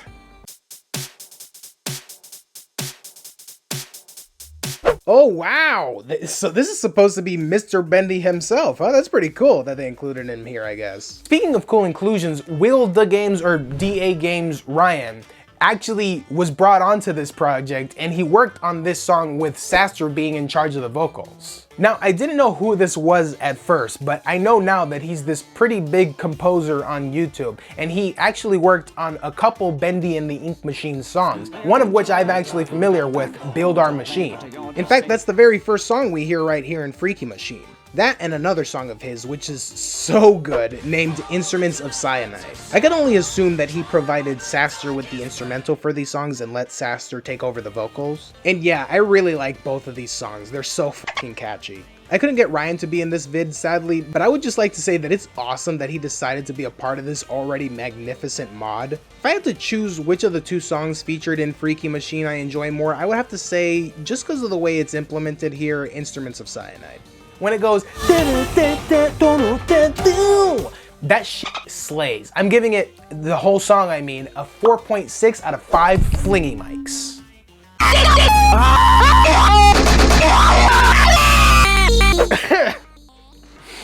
Oh my god, dude, that's it. It's confirmed. This is the best song of all. This is the best song in the game. That's number one. It's number one. Okay, so in all seriousness, this one's very obviously supposed to be a gag. But it's such a freaking good gag. This is actually a secret level you get from inputting a secret code that Sans gives you when you let Papyrus win. Only when he gave me the code, I wasn't letting him win. I'm not putting this one above most of the other songs just because I feel like it'd be kind of a slap in the face to the other songs in this list. No offense to the homie Crystal who made this song. And I'm delighted to say he was able to join us, so let's go have a little chit chat with him. I am on the phone with Crystal right now, my guys. Hello, how are you today? I'm doing very good.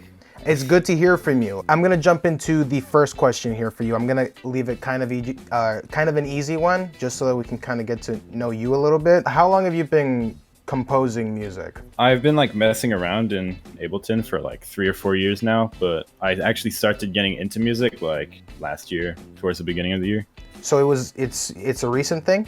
Yeah, I guess. Okay, cool. What got you into it then? I started doing, I don't know if you've ever seen it, but I started off doing Launchpad videos.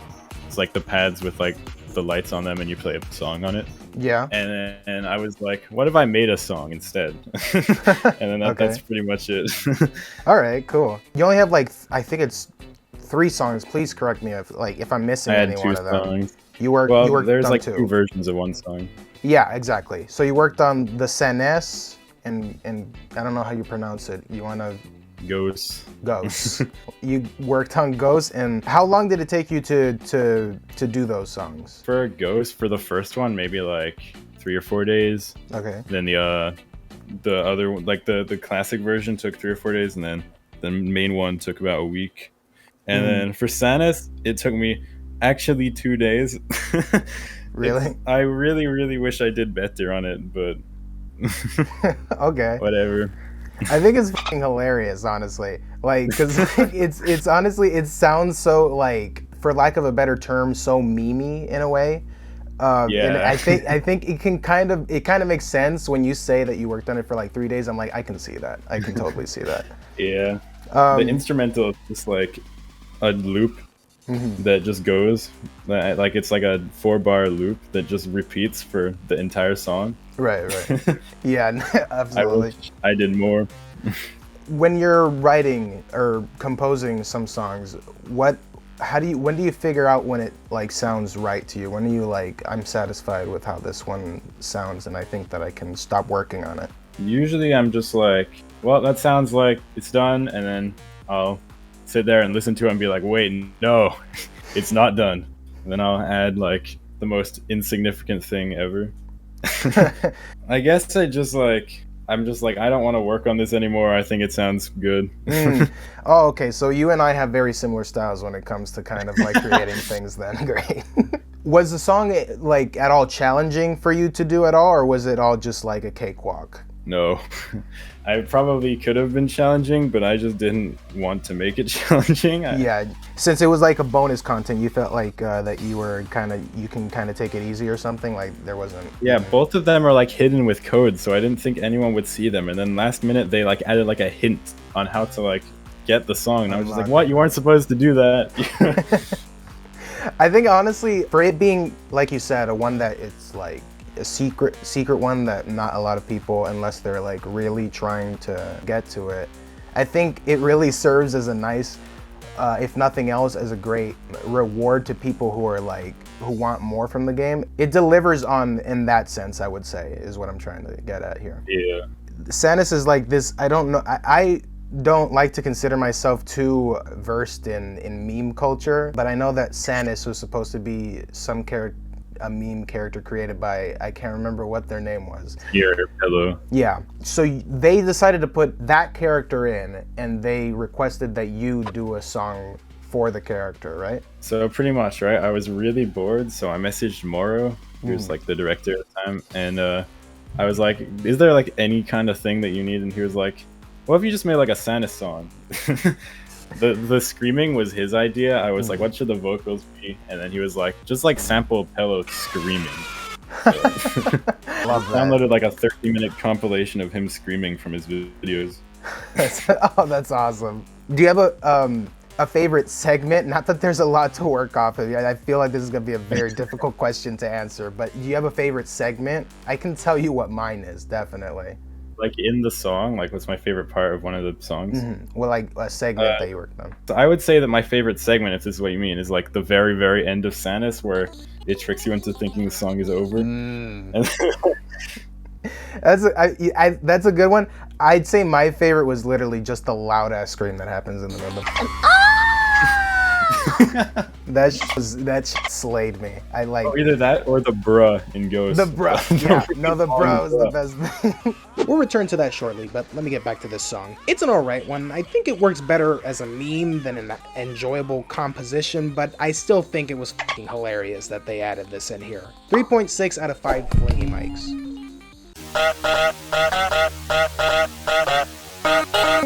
Here's another secret song from Crystal, this time based around the Untitled Goose Game, a game that I have not had the pleasure of playing.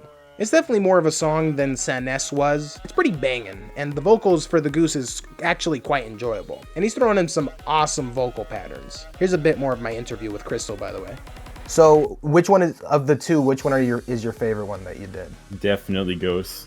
Yeah. What makes you like that one a bit more? I actually put effort into it, or like more effort at least than Saness. So from what I understand, you didn't work with any other composers when you were doing this. You were a solo artist. Yeah, it was just me. Just you. Do you wish you could have worked with anybody else? Is there a person that you know from the Indie Cross team that you were like, oh, I would have liked to work with that person? I mean, I think everyone can say this, but I really would love to work with Saster sometime. He's so chill, and his music goes hard. You reached out to Moro to be in Indie Cross? It's kind of a really weird situation, actually. So what happened was I'm sitting there in a call with my friend River Oaken, who did the art for like the sprite for Ghost. My friend Nonsense did the background, but we're just chilling there talking about random stuff. And then I got a message from Brightfire, and he's like, hey, you want to make an untitled Goose Game song without telling Moro whatsoever? And then I was like, yes. And so I made like the concept for the song in like 15 minutes, and I sent it over, and he was like, yeah, that sounds good. And then I added Brightfire to the call, and River did the sprites. And then about 3 or 4 months later, Brightfire's just like, yo, guess what? With an invite to the dev server. And apparently Moro finally found the song and was like, yo, that goes hard. And invited me. It was Ghost Classic at the time. Ghost Classic is the original that I made really quickly. Speaking of Ghost Classic, let's go ahead and jump over to that one. But first, 3.9 out of 5 Flingy Mics.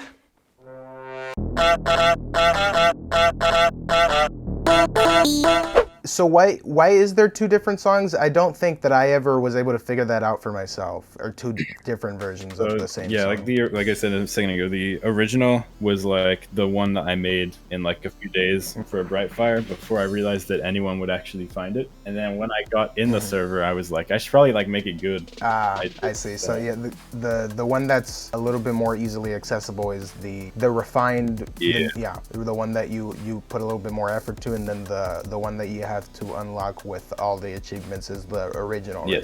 So did they kind of keep it in there because they liked it that much, or was it just, what do you think they did that? Brightfire, who's the lead coder for the mod, he got like super angry when I, or like it was like a joke thing where he was like, bro, the original one was so much better, so he just found a way to get it still in.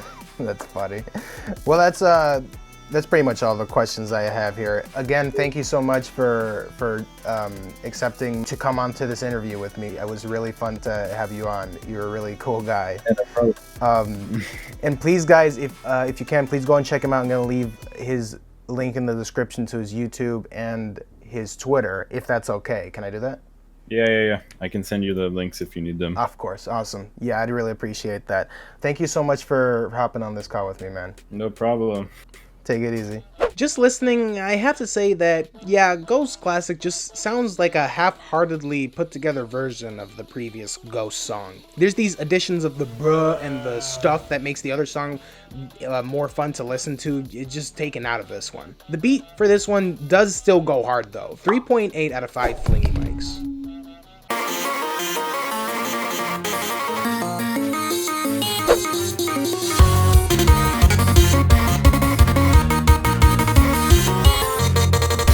Jesus Christ, that goes hard, man! We are now jumping into Nightmare territory. This is another, ignore this, this is an extra section of the game that has these near impossible to beat songs, and it features crazy hellish looking versions of Cuphead, Sans, and Bendy. These designs for them are pretty badass. Don't even get me started on the song. This slaps mad hard. Endo and Saruky collabed on this one, and I did not know this was the collab I needed in my life. How many times did you have to rewrite Devil's Gambit? Was it as much as Burning in Hell, or not even close to as much? Devil's Gambit was the easiest one to write. I'm gonna be real. Really? Yeah, Devil's Gambit, I started working on it, and then again, I didn't know how to do like brass. I wanted to go for like an intense, like banging song at the time. And originally Saruky was gonna be doing the song, but Saruky was kind of AWOL for a little while, I think, because she was working on Hotline 024 at the time, right? Eventually she came around because I didn't know what I was doing. So I was like, might as well take a page out of her book because she's also a good friend of mine. And Devil's Gambit was made in like 2 weeks. Nice. Okay, so yeah, not nearly as much as the half a year it took to write Burning in Hell. Half a year procrastinating and self-doubt. Yeah. Oh my god. I felt that in my bones right there. The one with N0 was the one that took me the most time to make it. Probs around 15 hours do mixing, vocal changes, etc. How was it like working with Saster and Saruky on these songs? I love those guys. Yeah, they're cool. They're really fun. I really like working with Saster a lot. He's a very like kind-hearted person. He's also a little bit shy on what he says, but like he knows what he's doing. He's a super sweet guy. Saruky, she's very funny. Her type of humor is very interesting, but it's like super hysterical. She's called me several slurs. I'm just gonna tell you that. Several. Do you want to say one or two of those here? I don't know if I can, but we'll bleep them out. Go for it. Okay. Is one of them? That's a good one. I don't know what the other one was called, but I call her back at her. So. Oh my God! Just go Saruky. for blood right now. I love it. Yep. Sweet. Yeah. All right. So. And then she gives me a sword and sends me an image of a cat as a reaction image. She really likes her cat images. It was amazing to work with them. My collab with N0 was the hardest because he would ask me many times to do changes to the song because of the vocals hot. There was one or two more questions I asked Saruky here. Was any song particularly challenging to compose? Yup, Devil's Gambit. The other ones were way easier. What's your favorite indie cross song you worked on? My favorite song, Devil's Gambit, I guess. TBH, I don't have a favorite song. For the songs, do you have a specific process you go through? Like, when do you find that you like actually satisfied with a song? Since it's this is FNF music, so the way I look at it is it's character oriented. You gotta make the song fit the character you're against, really. Right. Because as I look back through the main game, the spooky kids were like, they had like Spook House. Pico was like hella R&B and trap. The mom, I forgot what the mom's genre. Week 5 was Christmas. Week 6 was not Christmas. Retro game stuff, and week 7 is just I can't remember with what Tankman is at all. I understand. Did you have a say in what songs you were working in? Did you choose to do Burning in Hell, Devil's Gambit, and Satanic Funkin, or was it assigned to you? At the beginning, it was definitely assigned to me. Originally, I was gonna do the last Bendy song. I was originally gonna make the original Nightmare run. Really? And that was back in I was assigned last year, back in June, because this is a year-old project. But then somehow things got switched around, and I wasn't really informed. And then I was told, "You're gonna make the last Sand song." I'm like, "Okay."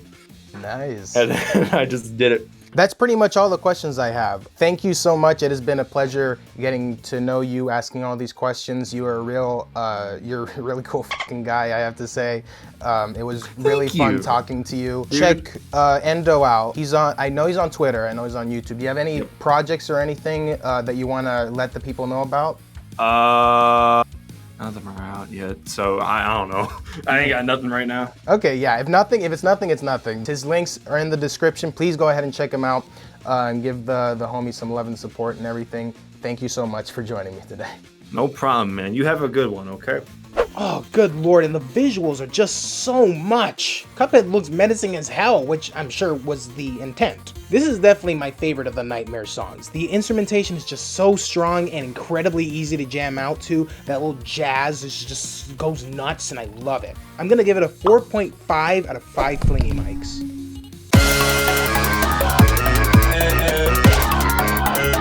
God, I just knew that Sans with this Nightmare twist had to be good. People are ready to pick them as an edgelord. This basically fills that slot in for them. Right off the bat, if you remove the vocals, you can hear the Battle Against the True Hero song motif going hard in the background.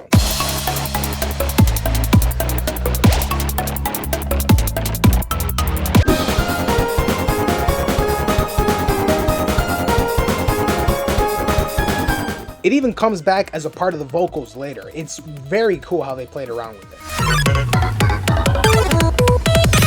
This really intense style is not too far up my alley, but it's simultaneously not far from it either. Tenzubushi was behind this one and did a great job putting this one together with all the little references from Undying the Undying, which I already mentioned, to his theme, which I didn't even notice was in there till it was pointed out to me. Oh, yeah, and of course you can't forget the Megalovania tradition.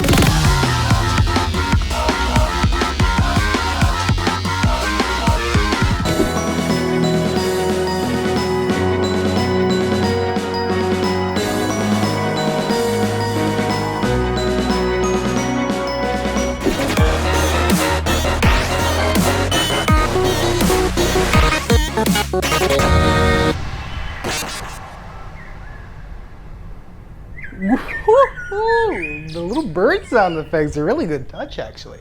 Now, supposedly this guy here is supposed to be Gaster, and the little window creak right there.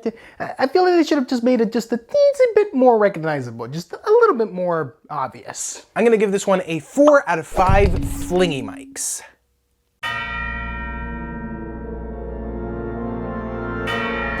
Oh boy, here's the real showstopper, Despair. The longest lasting track in this whole mod. And honestly, you're gonna have a nice laugh as to why it's this long.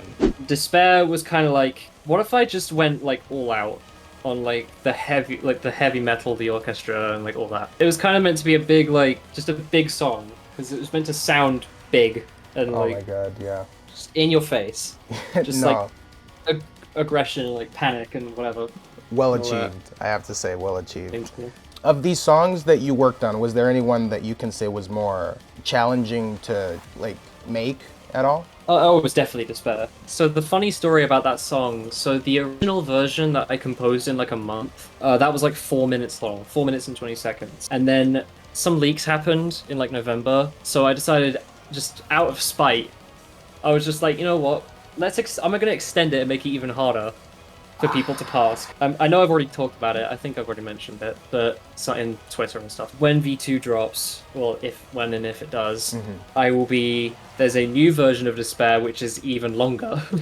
Wow, how much longer? It's currently clocking in at like 7.5 minutes. Whoa, my brutal. Oh my god. No way. Yeah, and so with new vocals as well.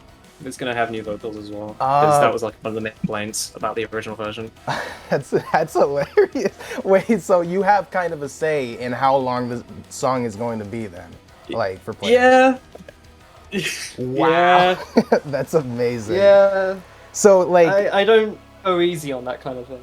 So I mean, nobody really, you're asked to do the music. Nobody actually asked you how long to make it. Like they're not like, okay, if you can, please make this one 3 minutes, make this 2 minutes. Yeah, I just go with whatever my gut feeling goes. Interesting. That's hilarious though. So somebody leaked the original one that you worked on. So you just like, yeah, you're just like, screw you. I'm gonna make it longer now, so you can't make it through it. And also because then you have parts that people wouldn't have heard because it just. You know, with leaks ruin the surprise and all. Yeah, no, I totally get it. I just think that's such a great move on CD's part. Anyways, I dig the in-your-face style of this one. But in all honesty, I do think that it lasts for a bit too long, and I wish it was a bit shorter. That's just one man's opinion, though. So, I talked to CDMusic, and he said like it was a decision of his to make it really long because people had leaked the song, a previous version of it. Did you find that was kind of like, oh great, now I have to work on an even longer song, or were you just like, okay, I mean, this is what it is? I don't remember there ever being a time where I needed to like extend any of the vocals I did. That might have just been for like the instrumental before I started working on vocals or something. Or maybe if it was Despair, I know like I only did half of the voices on it because like half of it was already written. Well, that's all the questions that I have written down for you here. If you guys want to check out Rozebud, he's on YouTube, he's on Twitter. So links to all of that will be in the description. Please go ahead and check him out because his stuff is really good, and please go and support the homie. Do you have any projects that you've been working on that you want to share with anybody here? FNF wise, just kind of, B-sides. I've been working on week 4 on and off since demo, and that's probably going to be done within the next 7 years or something. I don't know. That stuff's going really slowly, but not much, honestly. Well, I can't express enough how much of a pleasure it's been to have you on this call, and it's been lovely talking to you. Thank you so much for taking the time to be here today to answer these questions, man. No problem. All right, take it easy, man. So, do you have a particular favorite? I'm picking up that maybe Terrible Sin might be your favorite from what we've been talking about so far, but tell me, what is your favorite song that you worked on in this game? I'm pretty happy with how Terrible Sin turned out, but there's one, like, Despair, I feel like, obviously it's gonna get changes and all such, but at the time when I made it, it was my favorite, because it just felt like it felt like it was like an ultimate challenge. It was just like a magnum opus in a way. Nowadays it's not, but, you know, at the time. I get you.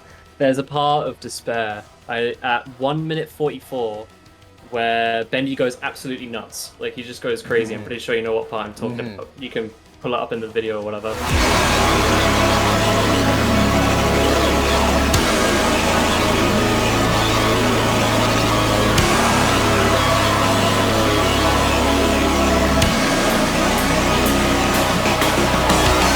That part, I specifically dubbed it Ascension Solo, because I structured it kind of like a Clone Hero, Guitar Hero, like kind of like that. You know those kinds of songs? Yeah.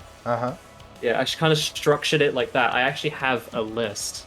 I can literally send it right now of like what would have been the parts. Find it. So I wrote this, which is like a list of like what would be parts in Despair if it was in like a Clone Hero chart. Yeah, don't mind the overly edginess. That's just because the song is meant to be just overly edgy. So yeah. Well, oh my god! Wait. Like a whole list of parts. That's cool.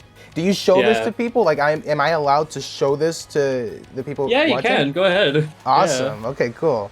And so, like, of this actually transitions well into the next question. I was going to ask, is there a specific segment of the song that you're really proud of this one? That was his Ascension Solo, because it was just like, there hasn't, to me in FNF, there hasn't been a true Ascension part since, I think it was Guns in Tankman, and that had like, the whole like meme shebang about like about Tankman ascending in that part. I kind of wanted to capture that again, but with Bendy, and I think that went pretty well. Okay, so that's pretty much all the questions I have, honestly. Guys, if you want to check out CDMusic, he's on Twitter, Twitch, SoundCloud, and on our very own YouTube. Do you have anything like you've been working on that you want to tell people about? Like any projects that you want to promote, anything? So I've been doing this little like kind of like Minecraft inspired project called Cubic, which is kind of like my own take on the Minecraft soundtrack. It's not like nothing like directly, it's inspired, but it's like my own take on it with my own style and like own spin on it to kind of keep it original. But it has inspiration from it. It's kind of like it's like an outlet just to do more chill stuff, because I usually do more like fast-paced, action-packed stuff as well. I get you. Obviously, That's nice. And I like doing ambient stuff too. It's fun. Is this something the people can see, or is it they're gonna have to wait? I've been gradually releasing more and more tracks for it as I work on them.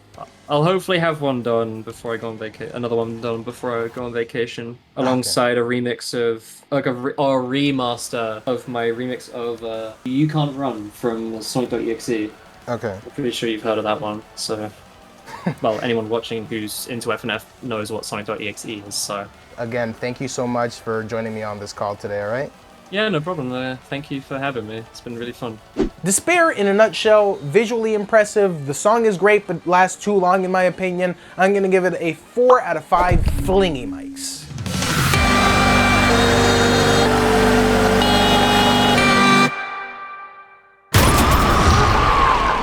And that was all of the songs. I'd like to take a moment here before we move over to the ranking portion of this video. There was a few questions that I asked all of the composers, and I just wanted to bundle all of their answers here near the end, just because I thought that'd be more efficient. Please enjoy that. How'd you end up being a part of Indie Cross? I got a DM from Morrow. It was beginning of June. It was shortly after Tricky V2 came out. After that, I did some remixes of the songs from Tricky. Morrow saw my Hellclown remix and he was like, hey, you would work well on my project. Do you want to like help work on stuff to do with like Bendy? And I'm like, yeah, sure. Little did I know I would be getting myself into something like Indie Cross. Moro reached out to me and asked if I could be paid to work on it. Since I am a musician, he wanted to commission musicians essentially. So his method was having one musician do each song. And I was like, okay, who do you got on the roster? And this is this lineup. And I didn't want to be paid because I don't really like getting paid for, you know, a free project for like mods. That's just stupid. And then he pays like, oh, I paid him like around, I'll take like $15. Like, but bro, people have asked for like 30, 50. Huh? What? What? Huh? Why? And then it's like, do you? That's like the range I'm gonna go for. And I'm like, okay, how much did Rozebud get paid? I asked him, and then he said like around like $40. Just give me the 30. In all honesty, I can't remember LMAO, but I think Moro asked me to join. I might be wrong though. Yeah, Moro DM'd me about it after he worked on some of the tricky stuff. Honestly, I think it was just purely by chance. They liked some of my music at the time, and they kind of made reference to that when they, reached out to me. But they just asked me, and I was like, cool. Me and Moro were in Tricky's full week development team, and that was our first interaction. It was kinda done in a friendly matter of doing favors for each other. I made a song for Indie Cross, and he with a few other people made an animated cutscene for Hex's weekend update. I'm still so thankful for that. Do you see yourself being a part of any future Indie Cross projects? Yes, I had so much fun working on the first one because no one's taking it seriously in the dev server. Seriously? It's just everyone messing around. Is there a specific title that you would like to work on or that you would see yourself working on if you were given the chance? I would love to do a Celeste song. I love that game so much. Originally I wanted to do more stuff, but considering the amount of work I have on my plate ATM, nope. I would love to. At this time, I don't think I'm going to be scheduled for V2, but further down the line, if we do have some other projects with Indie Cross, I would definitely be down to work with them. The project has been a little slow lately. I'm not sure you're gonna see anything in the near future, but maybe someday you'll hear my work on Indie Cross again. Yeah, I'll definitely be in V2 whenever that happens, because obviously I'm updating my old stuff, but also doing new stuff as well, because we have stuff planned. And I'm assuming you're not allowed to say anything. I mean, I can say that, well, people who will like watch the final credits, they know it's Hollow Knight. It's confirmed, so it's no like leaking or anything. Okay, cool. But like, yeah, I will be updating Terrible Sin and Despair as well, as part of V2 as well, so. No, I quit. I left quit? Months ago. I quit months ago. Okay. Yeah, I didn't want to be in a corporate health. No, thank you. Okay, I get I'd rather do my own thing. Since I quit Indie Cross, my big priority was Hypno's Lullaby. That's gonna be a big update, man. It's almost done too. It's gonna come out next month. Depends on what they end up doing and if I'm able to actually be able to compose like full songs by myself. I might do that, but if I'm just gonna kind of be brought back on to do like vocals for a few songs, I might. Is there an indie game that you hope will cross over with, like that you hope will that'll bring you back to it? I don't know, not particularly. Just if I'm able to like write something cool, that's really it. Do you play Friday Night Funkin'? Oh yes. So fun fact, I actually started like getting into the community on week 4. I wasn't like at the very beginning. I just happened to go on Newgrounds one day, just purely by chance, and everybody was like messaging me like, hey, have you tried this new game? Hey, have you tried this new game? It's Friday Night Funkin'. I'm like, what's Friday Night Funkin'? Oh, it's like this DDR game for your computer. I was like, cool, I love DDR. Ever since then, yeah, I've just been. And they both lived happily ever after. With the community. Yeah. Yeah. I got you.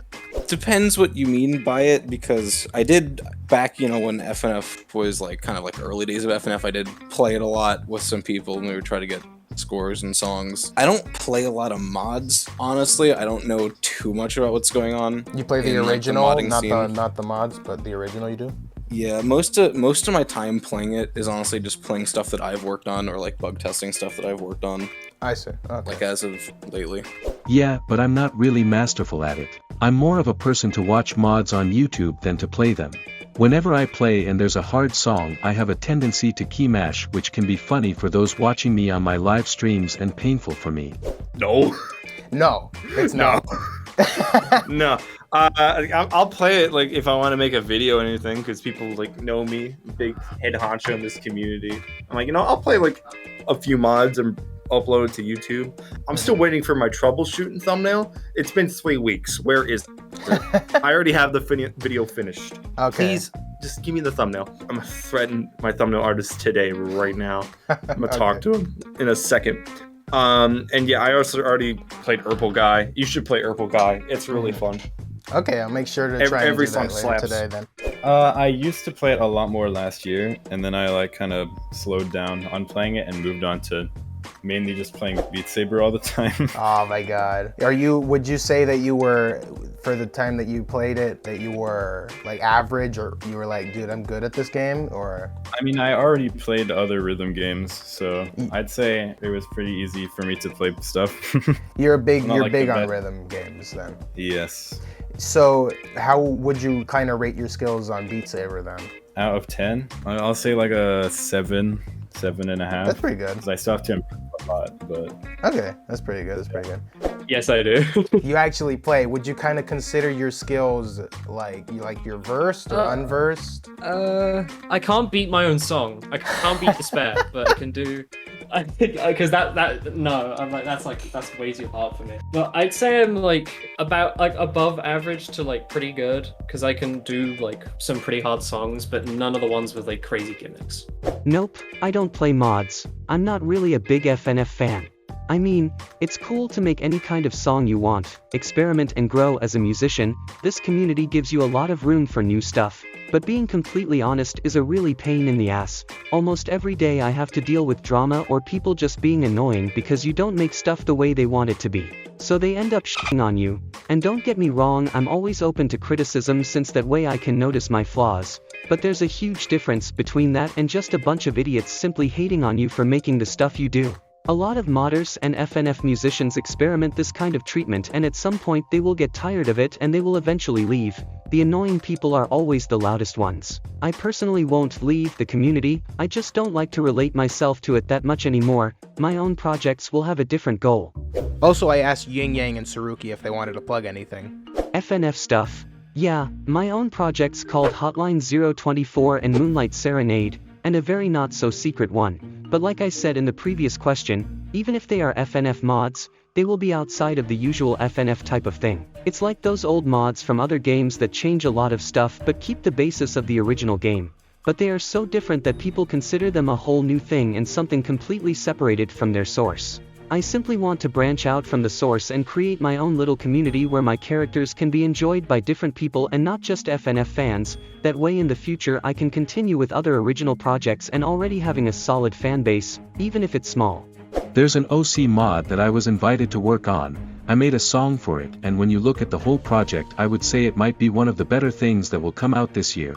On my end, I made some character and song concepts for a potential OC mod I would direct. I've been kinda lazy, so it's still in an early phase, but if it ever comes out, I promise it will be great. Alright, and now having done that, it's time we move on to... I'm trying something different than usual here, and I'm sharing the ranking placement for all of the songs in the OST. I thought maybe some of you guys might like this a bit better. This one was pretty tough to put together too, because my opinions on each song was like constantly changing, but I'm happy with where I left off on them, to be honest. I'm only now realizing I'm gonna have to rank these songs with the composers likely watching me. Hi guys, please don't stab me after this. Anyways, I still want to present the top 10 though, because I like the theatrics of it, so here we go. Number 10, Last Real Easy Version. One of the only bendy songs to make it in the top 10, falling directly behind Last Real at number 9. The rock and roll elements worked best with this one out of all the bendy songs, and the vocals are unforgettable. Number 8, Sansational. It took some time for this one to really strike a chord with me, but eventually I saw how great this one was. It's still the weakest in the Sans week, but that doesn't mean it doesn't go hard. Number 7, we have Bad to the Bone. Any song that closely resembles the awesomeness that is Bone Trouser is a winner in my book, and this does a fantastic job of not only imitating that song, but being its own thing as well. Burning in Hell's in the number 6 spot. Who can deny something so epic, so well orchestrated from being in the top 10? No one can. This is a masterpiece. Number 5, Knockout. It is unreal how this one came together. It somehow manages to pull from Cuphead's musical style and JoJo and others, and it still so easily stands as an incredibly enjoyable original track. Bonedoggle takes the number 4 spot. I'm still putting this song on to listen to everywhere I go. The replay value is unmatched. Any song that could mesh the themes of these two Bone brothers in a way that sounds both satisfying and authentic deserves a goddamn Emmy. And here at spot number 3, Final Stretch. Any song that can get your emotions stirred up is doing something right. All the nostalgia, the memories, and the good vibes come flooding back to me when I hear this song. I love it. My homie Sans' first song, Whoopee, is number 2 in the list. This one perfectly works just like the original Sans theme. It gives us a taste of the type of guy Sans is, and it does it in a very rewarding and enjoyable way. And finally, at number 1, Technicolor Tussle. How I adore this song. Oh my god, I didn't know two styles could work so well together, but the FNF and Cuphead styles do exactly that. Top that with the fact that several of Cuphead's boss motifs make their way in here, and you have the best song in Friday Night Funkin' Indie Cross. And time to rate the soundtrack. Oof, where do I even start with this? For starters, I'm still listening to this track every day since I first discovered it. It's kind of an obsession. I was just so excited to cover this one just because of what a momentous collaboration it was. I just cannot believe how good it is. And all the people in this game that worked on this game, like 100%, they deserve so much love, respect, and just like not even just like they deserve to even work on the actual Friday Night Funkin' game, honestly, if they're interested. I really can't name one reason why I wouldn't recommend that somebody check this OST out. It's a blast to listen to for the first time, and it only gets better the more you listen to it. I've already done it myself, but I most definitely recommend that you guys go ahead and give this soundtrack a download. Well guys, that's gonna about do it for this one. I wanna just really quick here, I wanna apologize for being gone for so long. In all honesty, it's just, I've been having like, a lot of trouble kind of coming up with what I wanna do for certain videos and stuff like that. But I think I'm kind of picking up the groove back again. It's a little difficult for me to create, like I'm not too mega talented and created. I know it may not seem that way, but it's kind of hard for me to like write certain stuff for videos. I find it difficult to write it sometimes, which is why it took me a while, and I want to apologize for that, really. I do want to say though, I've been thinking about it, and honestly, I initially planned to save it for a milestone above the 10,000 one that I've already set, but I think that I'm probably gonna talk about the delicious last course coming up, like the next soundtrack dive that I talk about. Not the next video, because the next one, it'll probably be a soundtrack dip that I've been wanting to do. The next soundtrack dive that I do, it's gonna be the delicious last course. I'm confirming it right now for a fact. I don't want to keep you guys waiting any longer.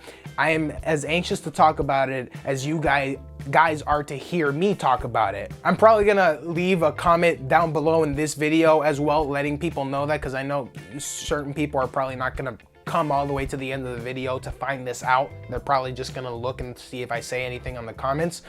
Yes, I'm going to talk about it in the next soundtrack dive episode that I do. And I just want to say to any of the composers that may happen to be watching this, I said it so many times when we were on the call, and I said it probably when I was messaging you as well, but I thank you so much for actually agreeing to be in this video, because this is insane. I would not have expected anybody to actually have accepted to come onto this video with me, and the fact that I got even one was just nuts. And for anybody else watching, just fans of me, I want to thank you guys so much for your love and support. It really motivates me to keep doing this stuff for you, and it means a lot to me. Like, it really touches me in my heart, like, genuinely. God, going unscripted is just never good for me. I'm sorry, guys.